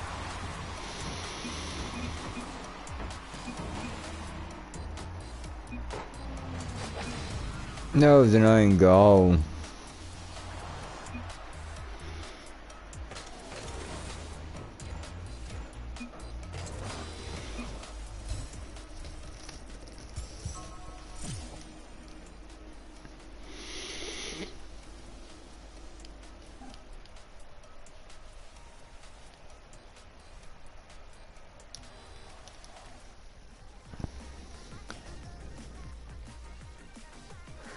Yeah, new cars aren't cheap these days. That's another thing that we get from China. They're selling all Chinese cars over here. BYD. What else is there? Great Wall. Weird names. Cherry.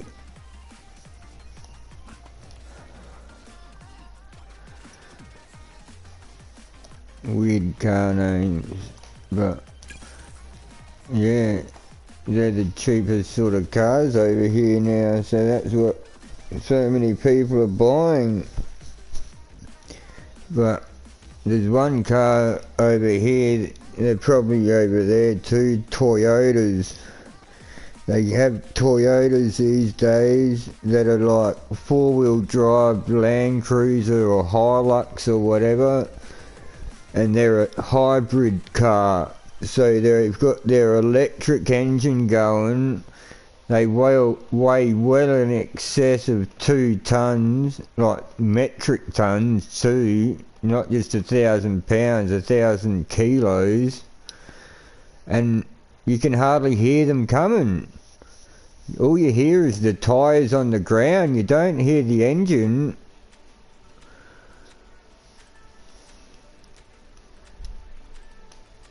They're so dangerous. I think they need to add, the same way they've added smell to gas, they need to add sound to them engines. What's up, Greek Ball?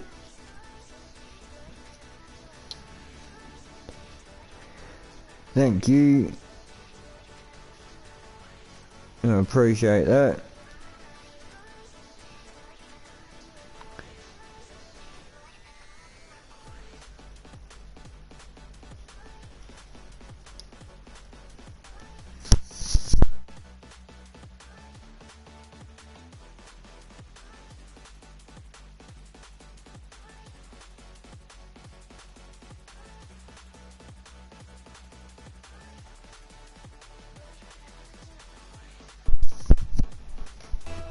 You're updating. Well, you'll have to send me a friend request.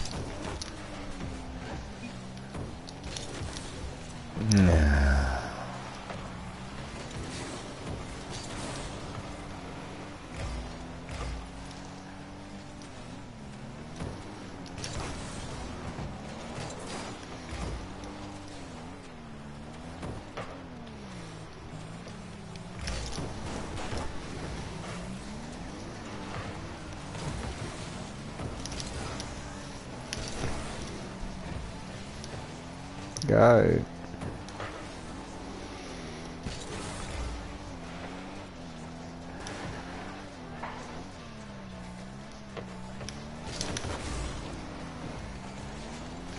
Looks like I'm doing everything for my team here.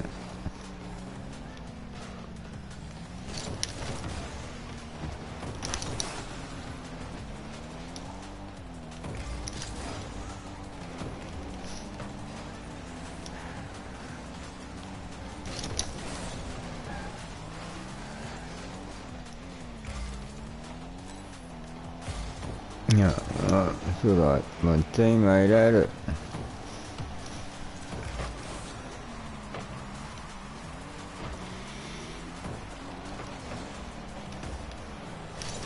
Ah.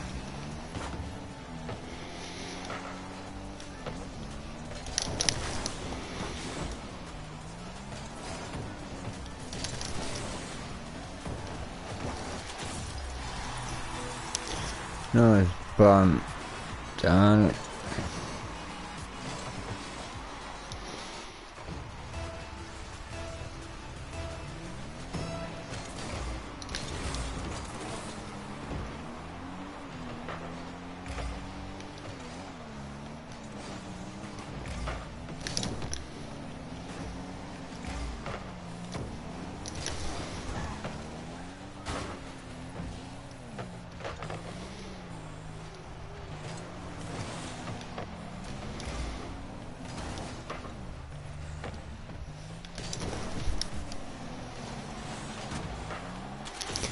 Come on. I have to stop it again, do I? I'm blocked him from getting it. Come on, teammate.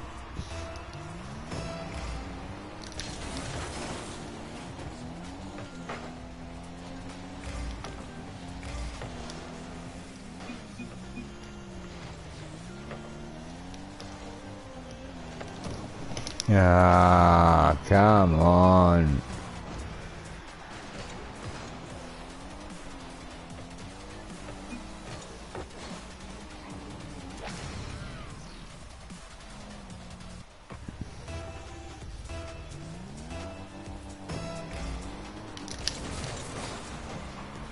You can't blame me.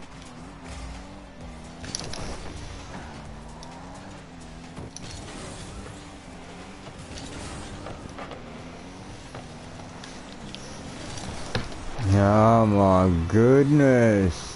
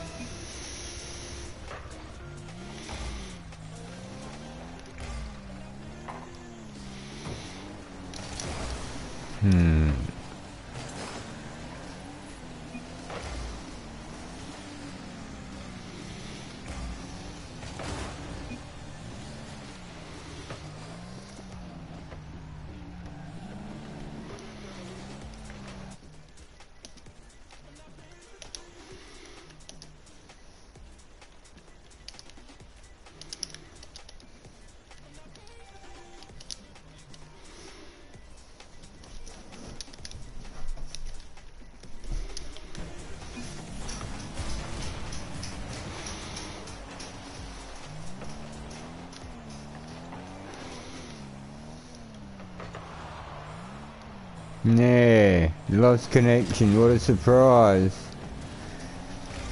Calling your teammates trash, you've done nothing yourself.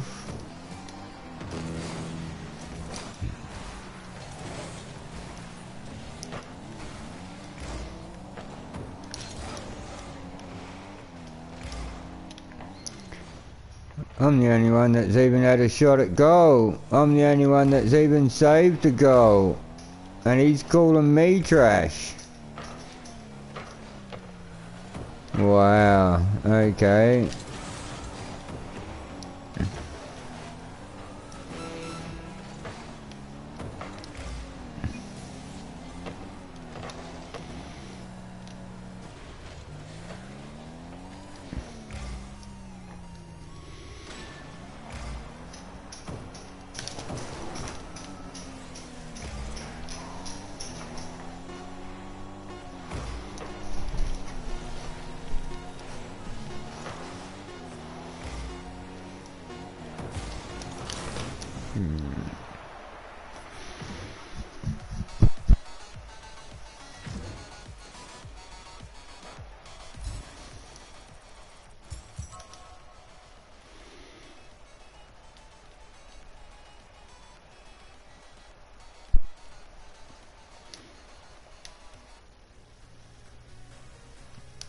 sent me a request. What was the name?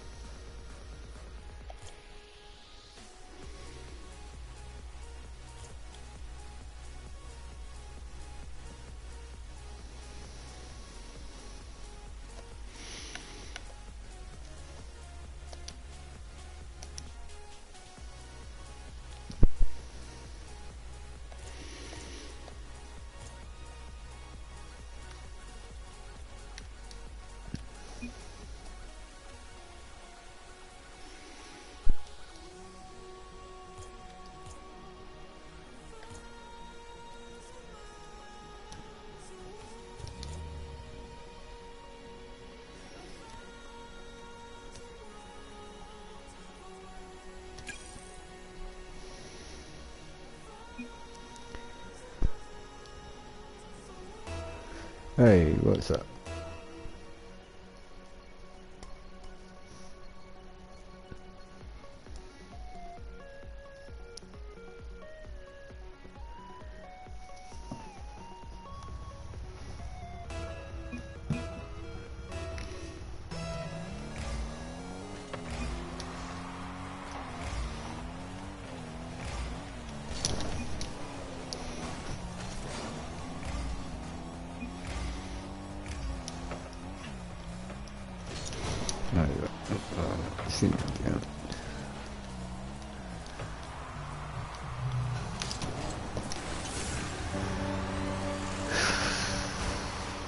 Going for the first one.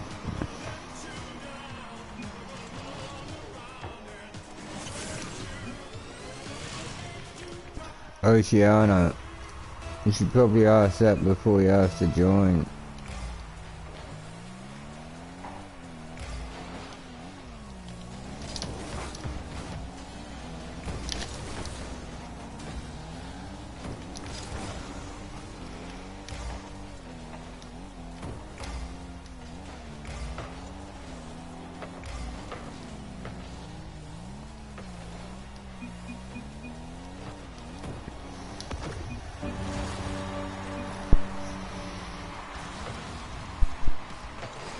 I live in Australia, so most people that join end up on high ping.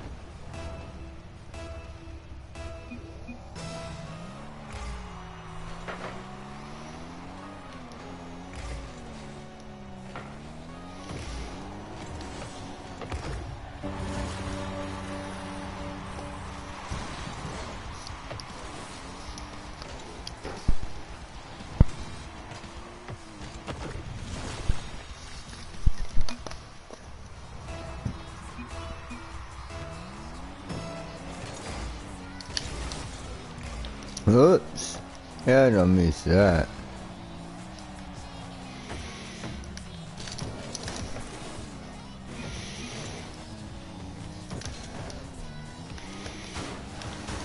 No.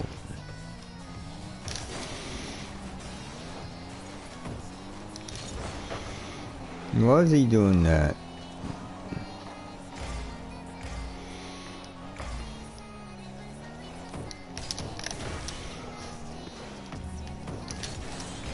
Look.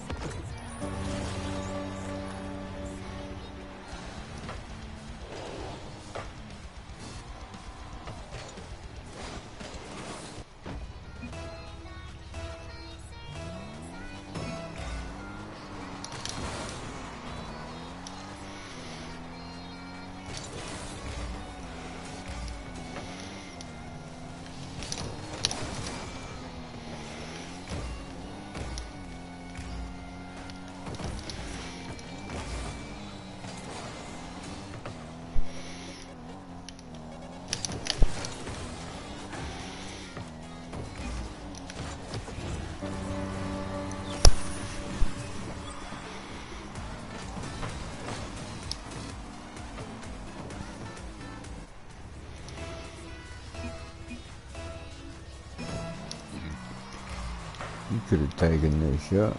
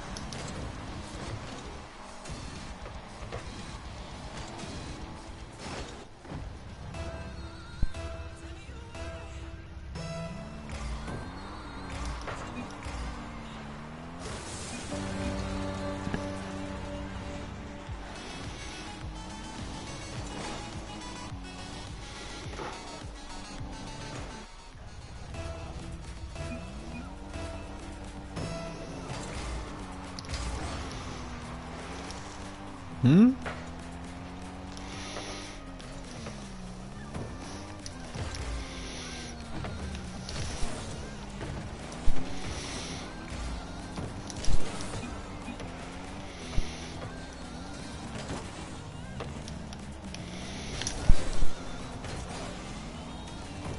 Easy go.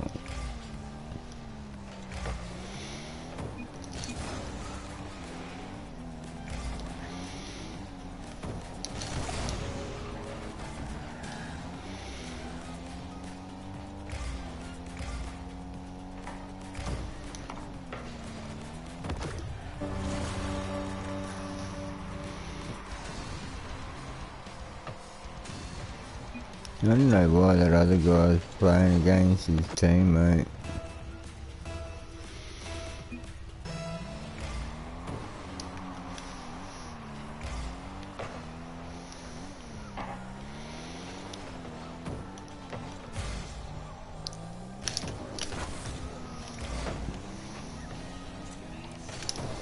Ah, just.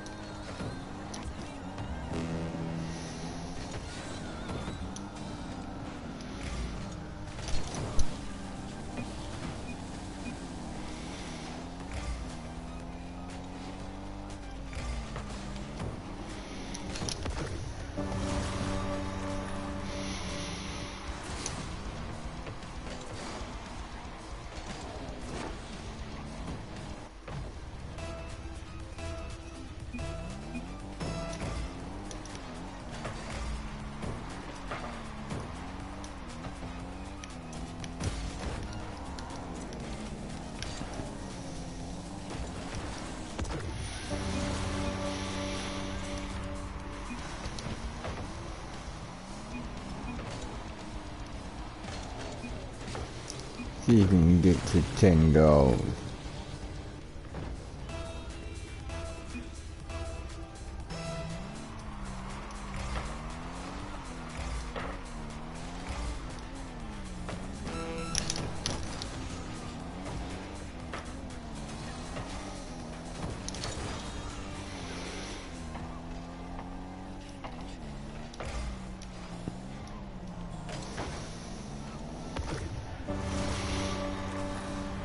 There's 9.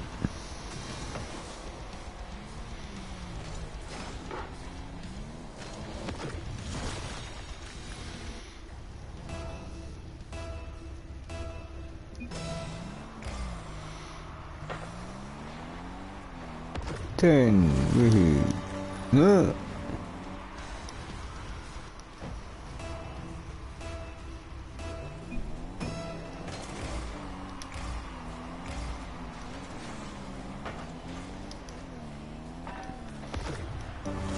I see the other person not going for it, so I just let you.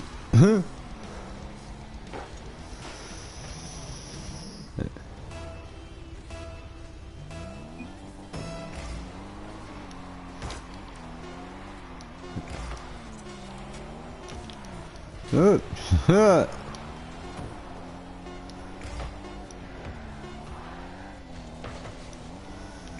Got too used to not going for it.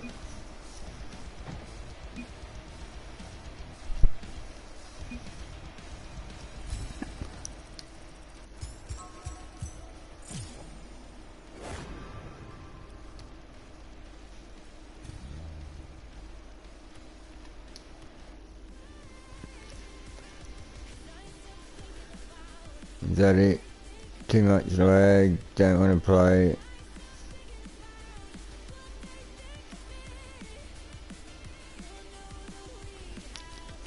Another name on my friends list taken up by someone who won't play. See ya.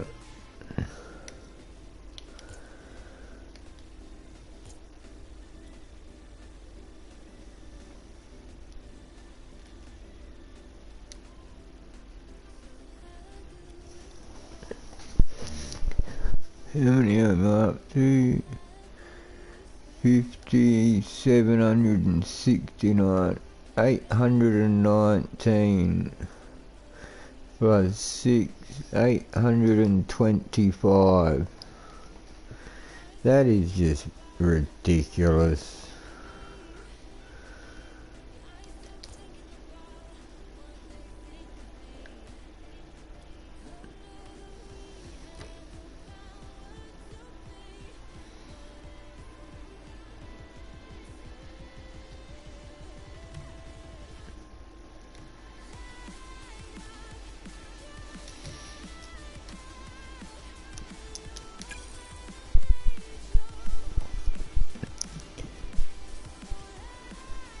Play solo games of Fortnite, play solo games of Rocket League with over 800 friends on my friends list.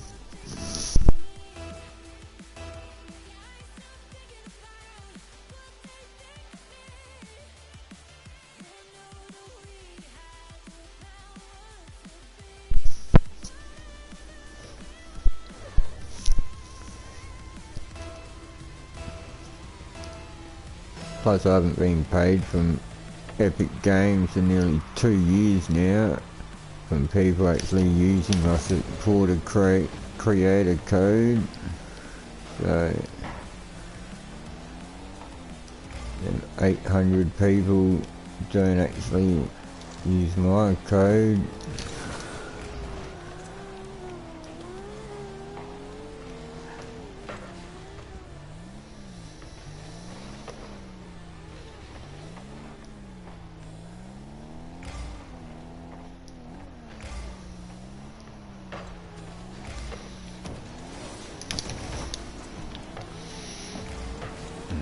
Ah, come on.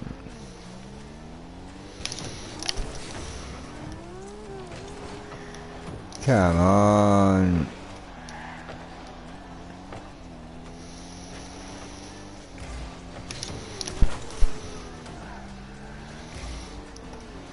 Go. Thank you.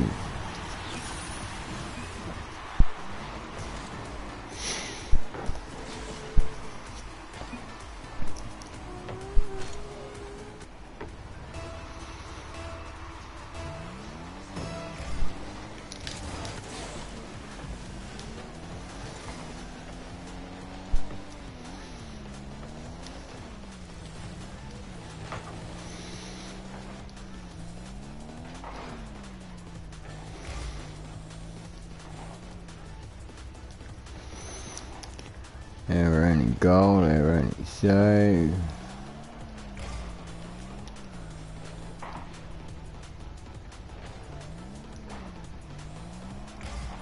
That's right. Oh,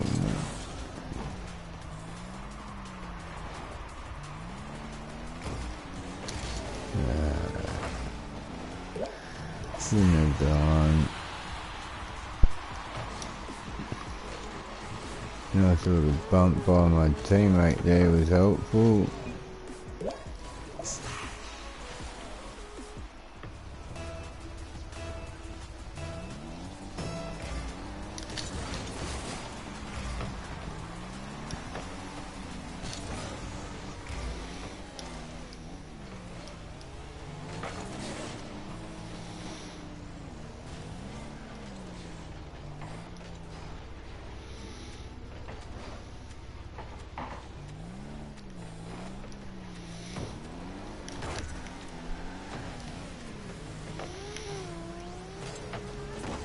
No, I don't know that was going in. Wow, two of them sitting there.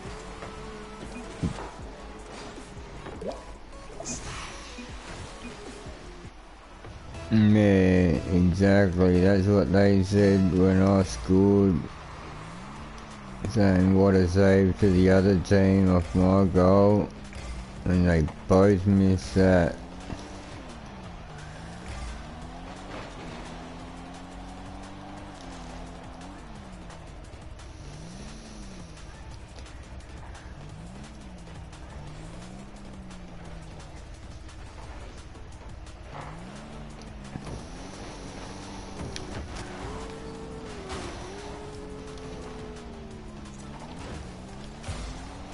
Go. No, that was an assist by me too. I got that ball up there.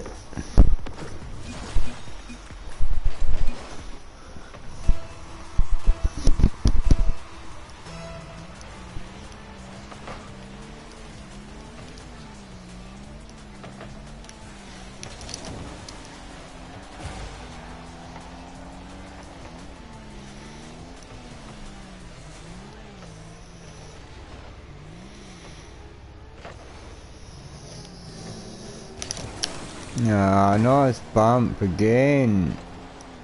My teammates love bumping me out the way, but then missing it.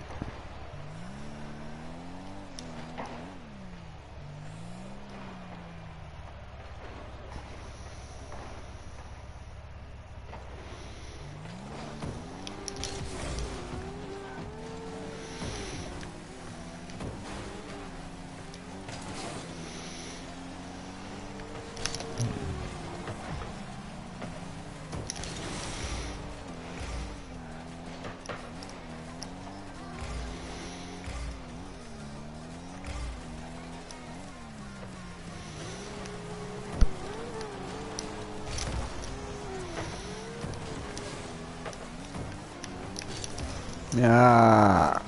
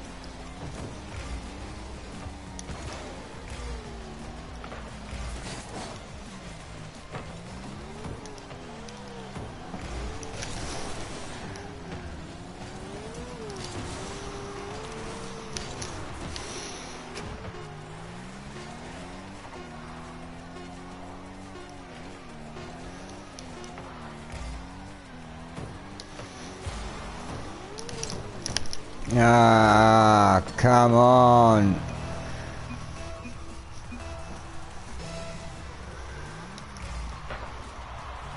Right off the post.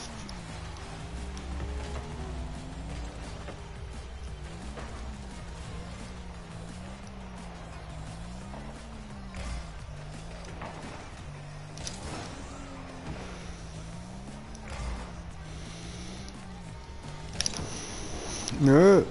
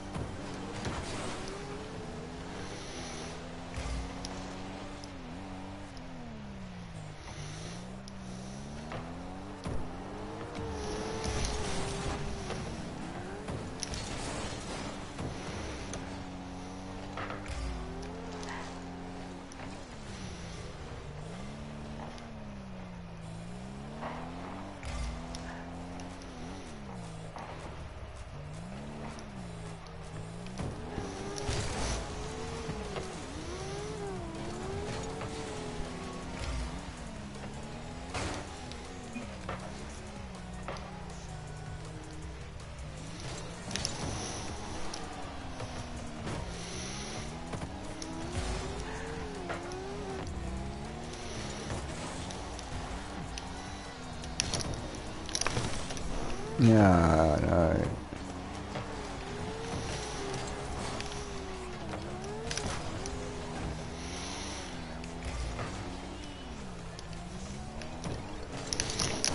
No, no.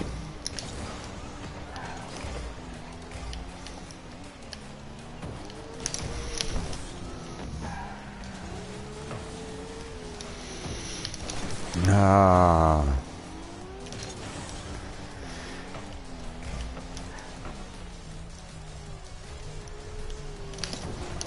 Yeah, I knew that was going in. Where's my teammate sitting right next to me?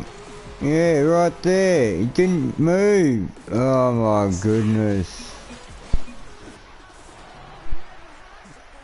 Didn't even go for it. I hate that.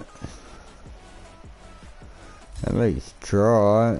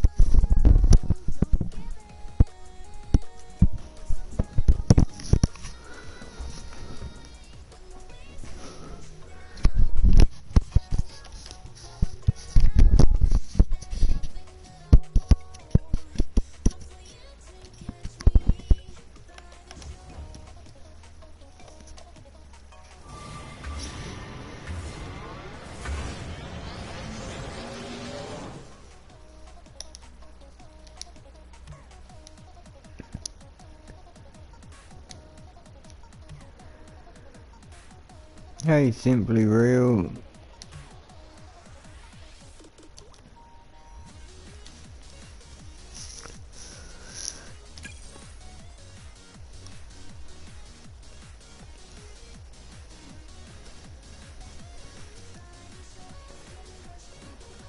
Oh, thank you. I appreciate the support.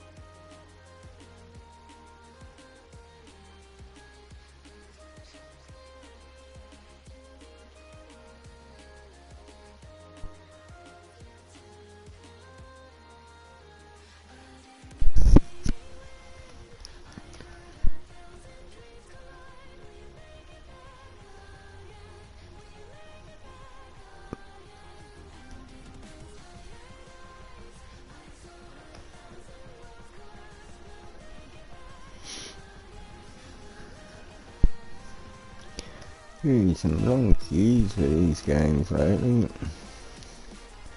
Please help you grind. What rank are you?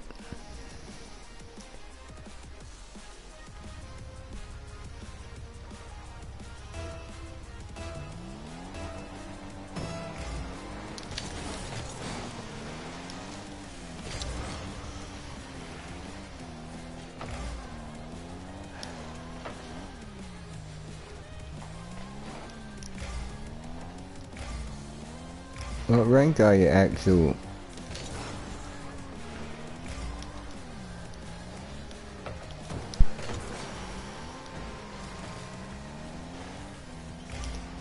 Gold 3 in 1v1. What about other games. I don't even play 1v1s.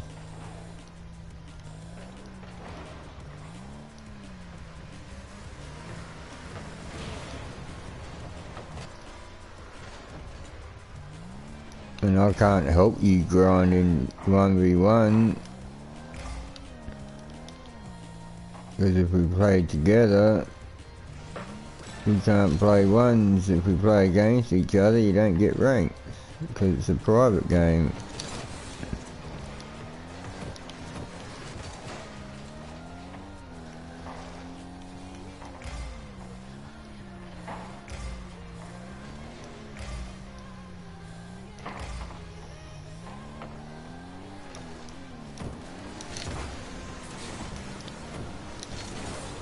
Where's my teammates? Oh my goodness.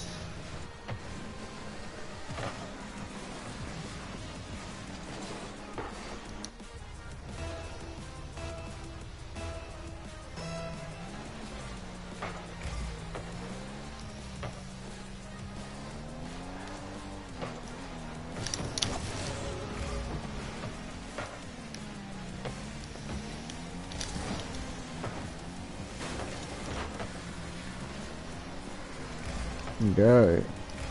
Oh my goodness.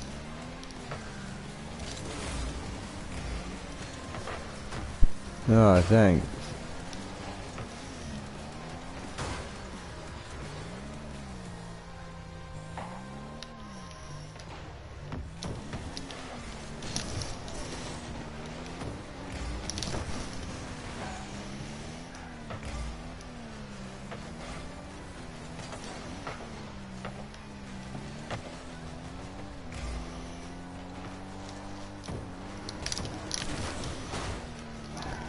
Come on.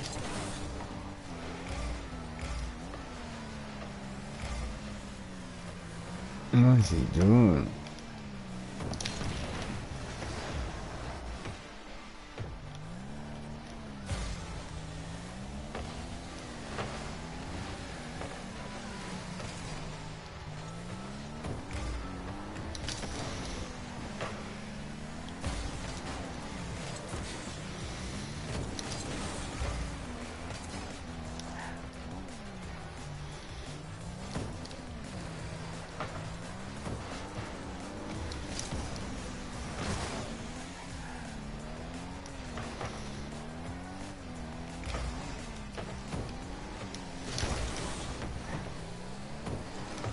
Oh, wow.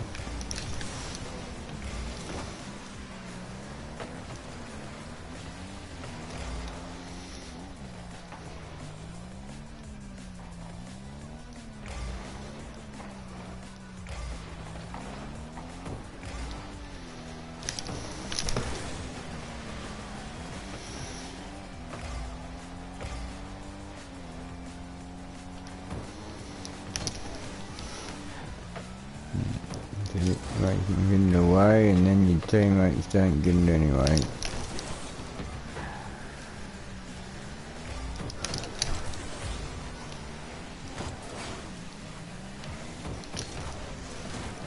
Ah, come on.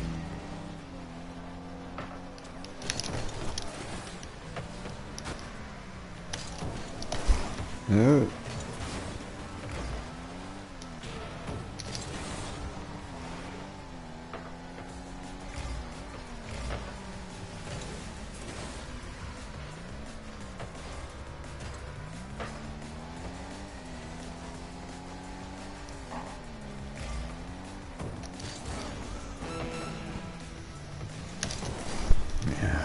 Come.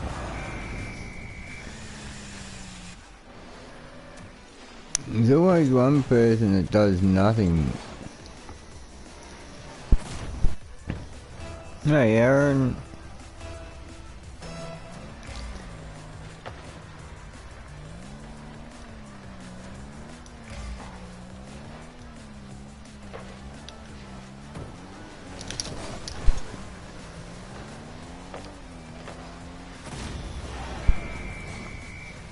Same person scored all their goals.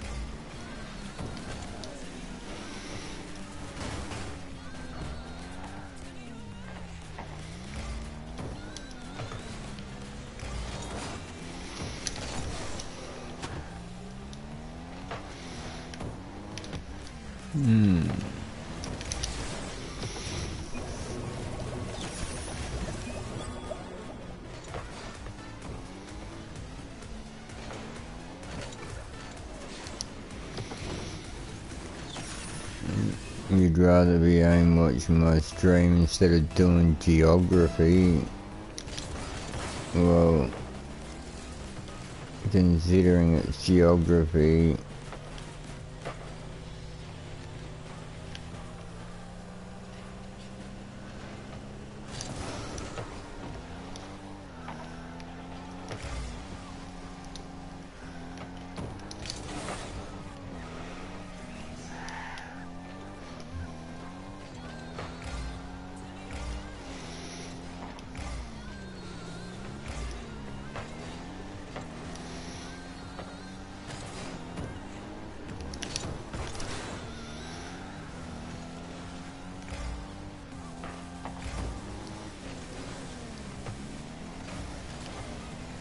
Wow, everyone missed it.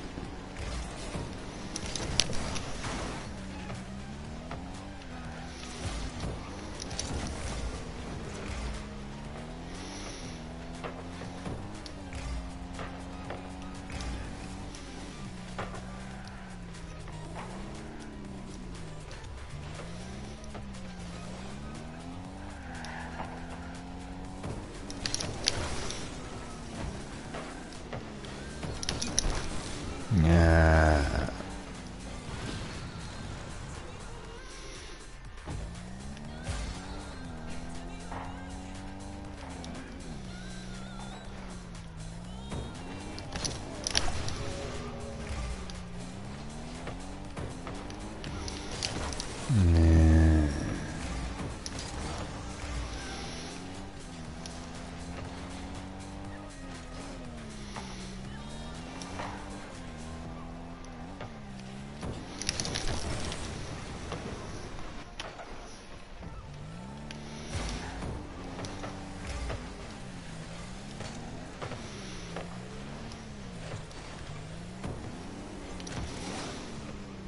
Go.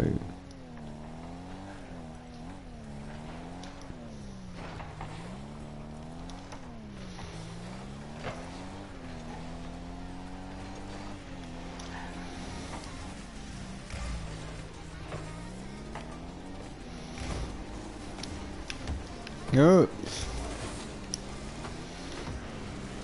I was expecting him to say, but thought I had to do more than one touch. That was terrible.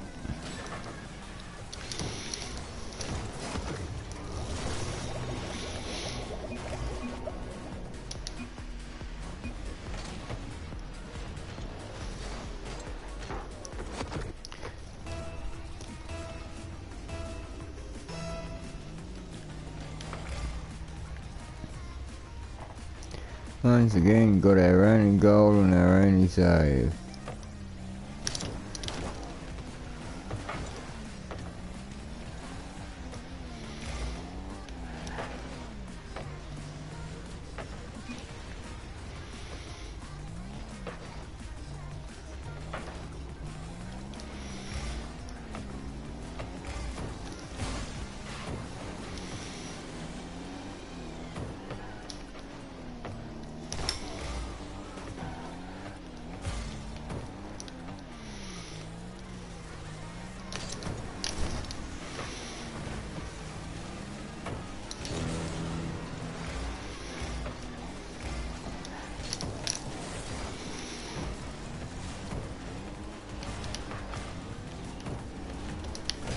Ah.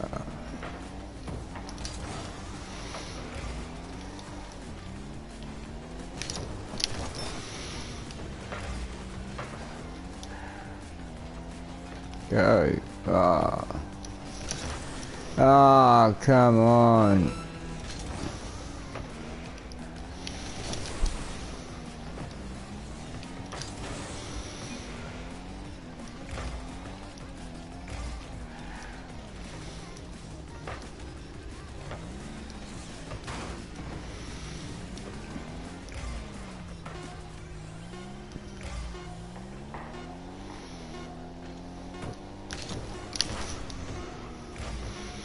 Go! Ah, you're kidding.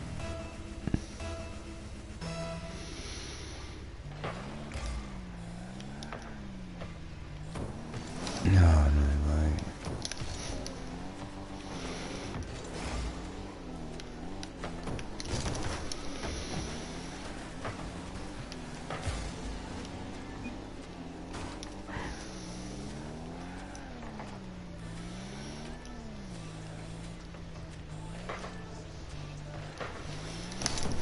Ah, you're kidding.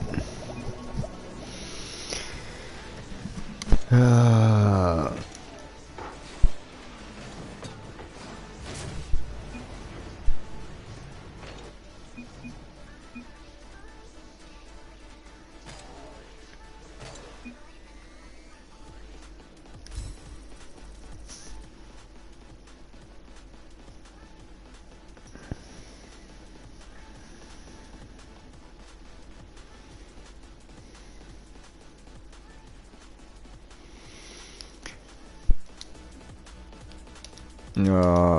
Tectonic plates and stuff. New Zealand is a whole tectonic plate pretty much. Just, yeah, in between two plates where the gap was, and it, yeah, New Zealand came up out of it as it is just a whole volcano.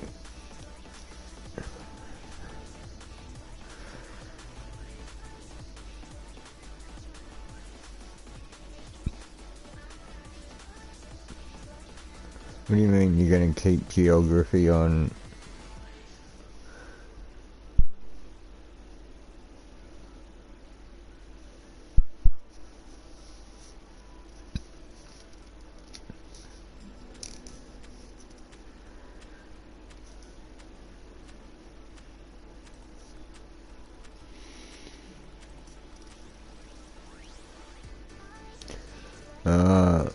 I'm gonna keep doing it.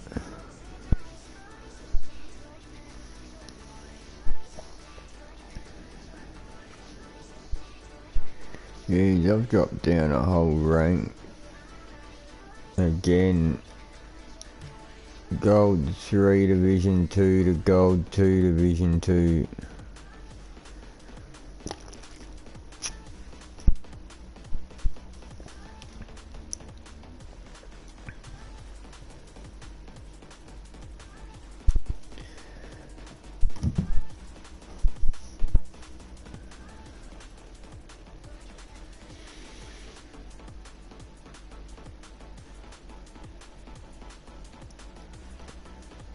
Losing streak 5.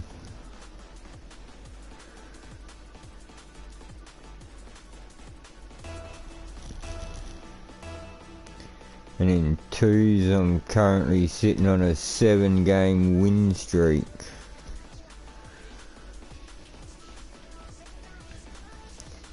Now Aaron goes to school in Ireland.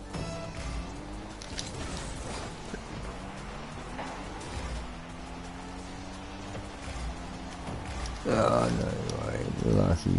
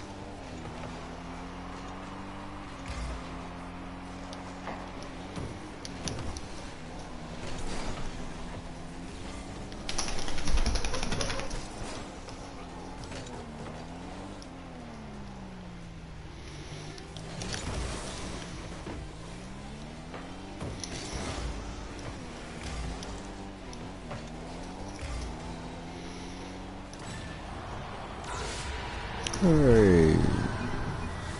Someone on my team other than me scored a goal.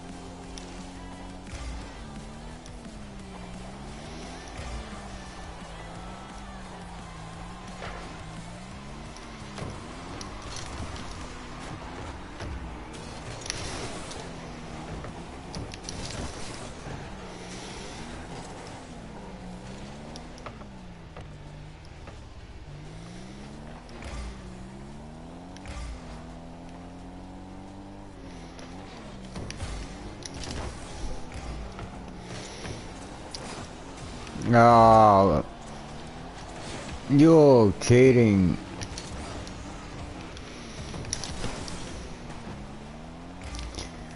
My teammate could have tapped it in then. Oh, what are you doing?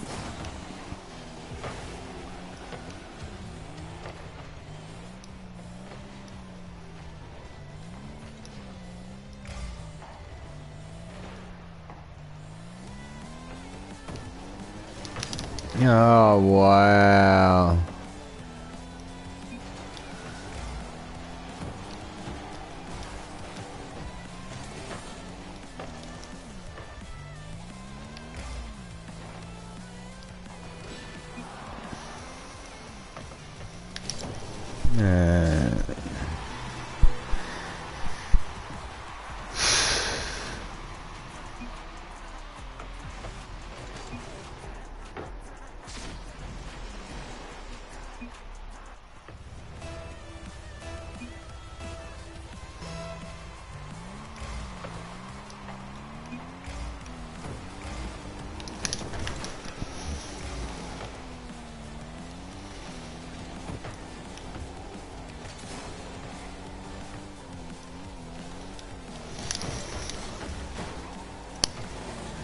Thanks, it followed me, bumped straight into me.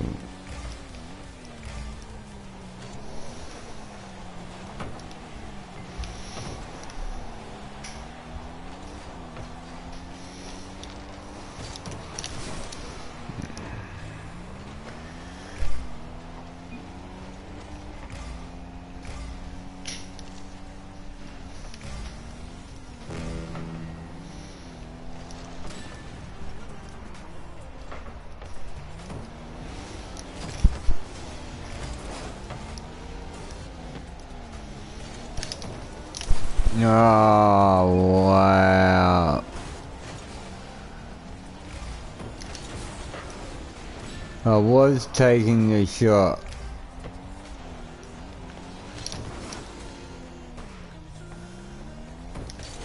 What an idiot. Tackles me, misses the goal, and then says take the shot.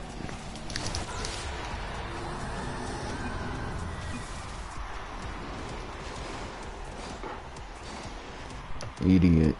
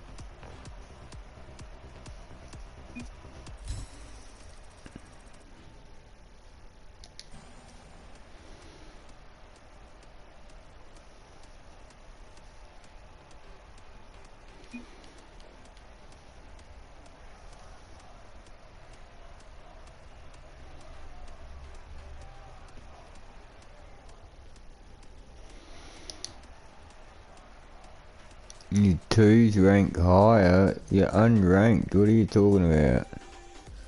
Huh? Person who's unranked is saying, oh, but my twos rank is higher. Higher than unranked? Well, any ranking is higher than unranked.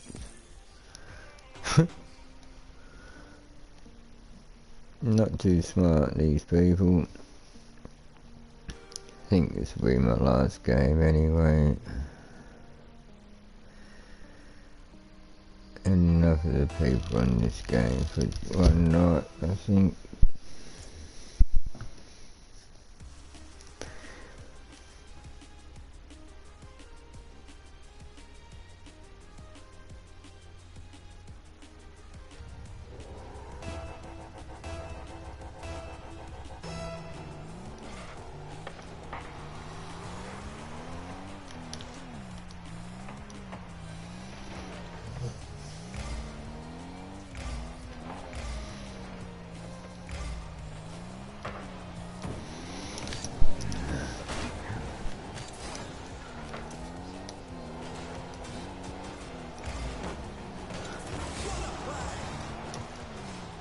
No, no way.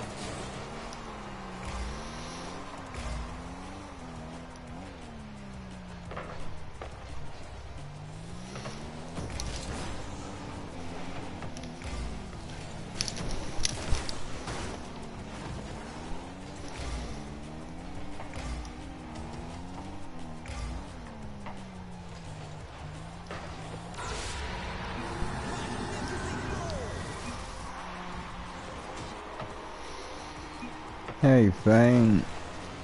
Choose a car for an edit.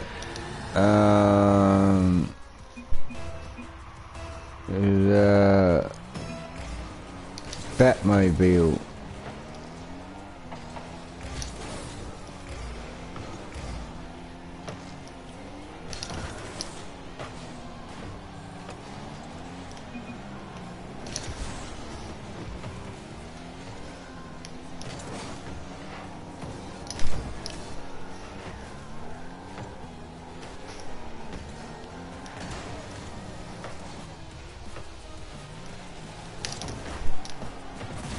That was going in, didn't have enough boost.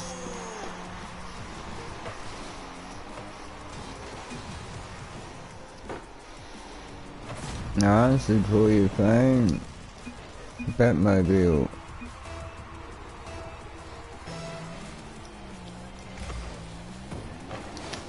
Oh, you're kidding.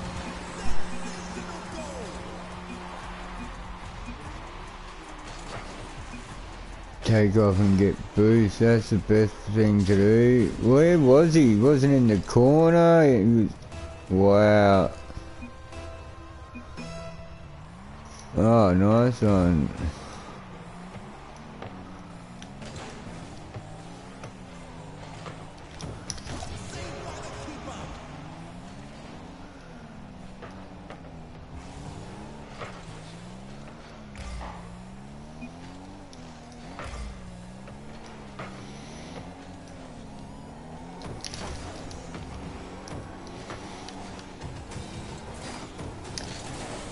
Oh my goodness.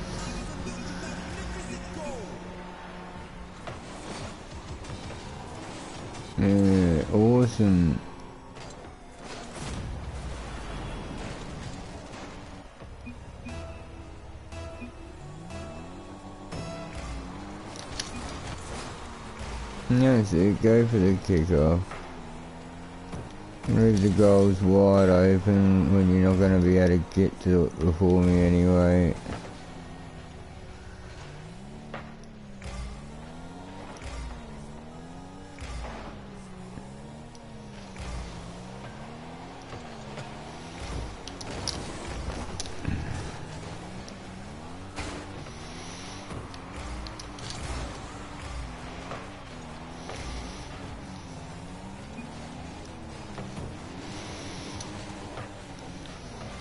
Oh, wow.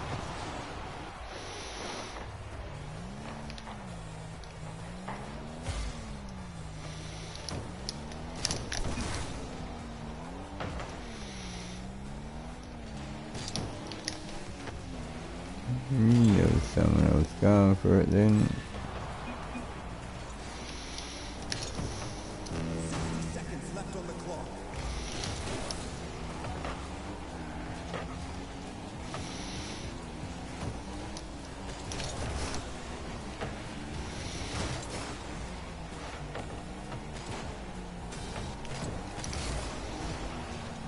What's my teammate doing? Driving away from the goals. He's right there and then he drives away. There he goes. Wow.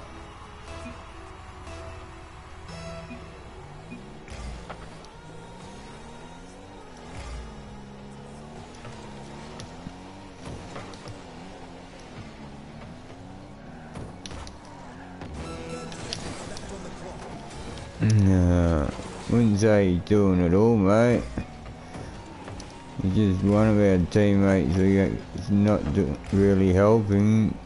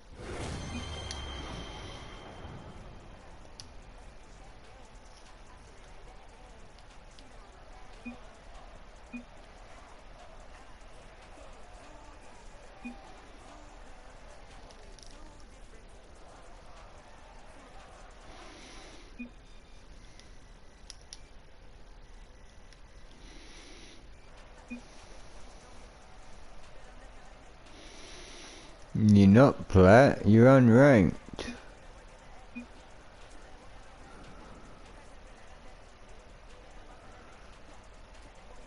It says unranked right there.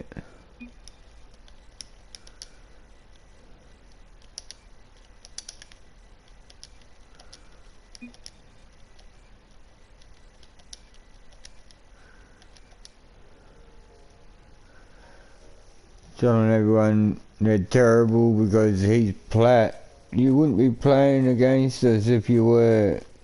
If we're gold and you're plat, why are we in the same rank, in the same ranked game? We wouldn't be. Doesn't make sense. These people are just... It's funny, there'll be some 12-year-old or something going, oh, be quiet mate, you're only 10, or quiet kid, and or whatever, making out they're older and bigger and everything, and they're just little kids as well. They try and say the thing that someone will find as offensive as possible.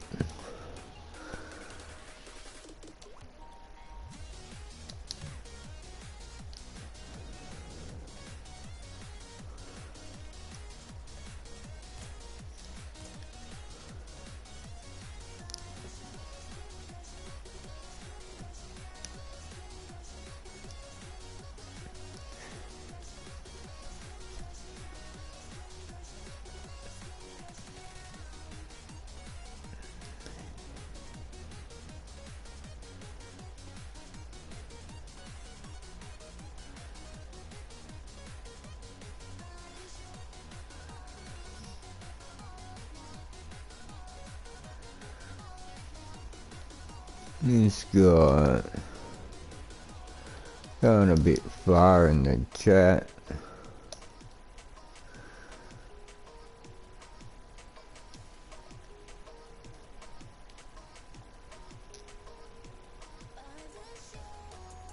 Yeah, look at that last comment. You can't be saying things like that.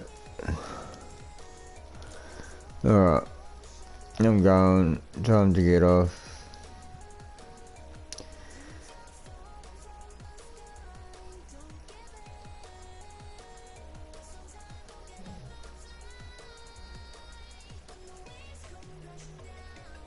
Alright, bye Ashley, bye Aaron, thanks for watching, I appreciate the support. Hey Angry Kid, I'm just jumping off, sorry. I'm done for the night. But thanks for dropping in, I appreciate it. Hope you have a good day, or a good night, but I'm jumping off now.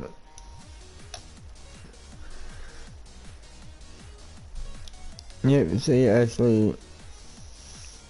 Have a good day everyone, have a good night. I'll be back tomorrow, same time, same place. So until I see you again, everyone stay safe and bye for now.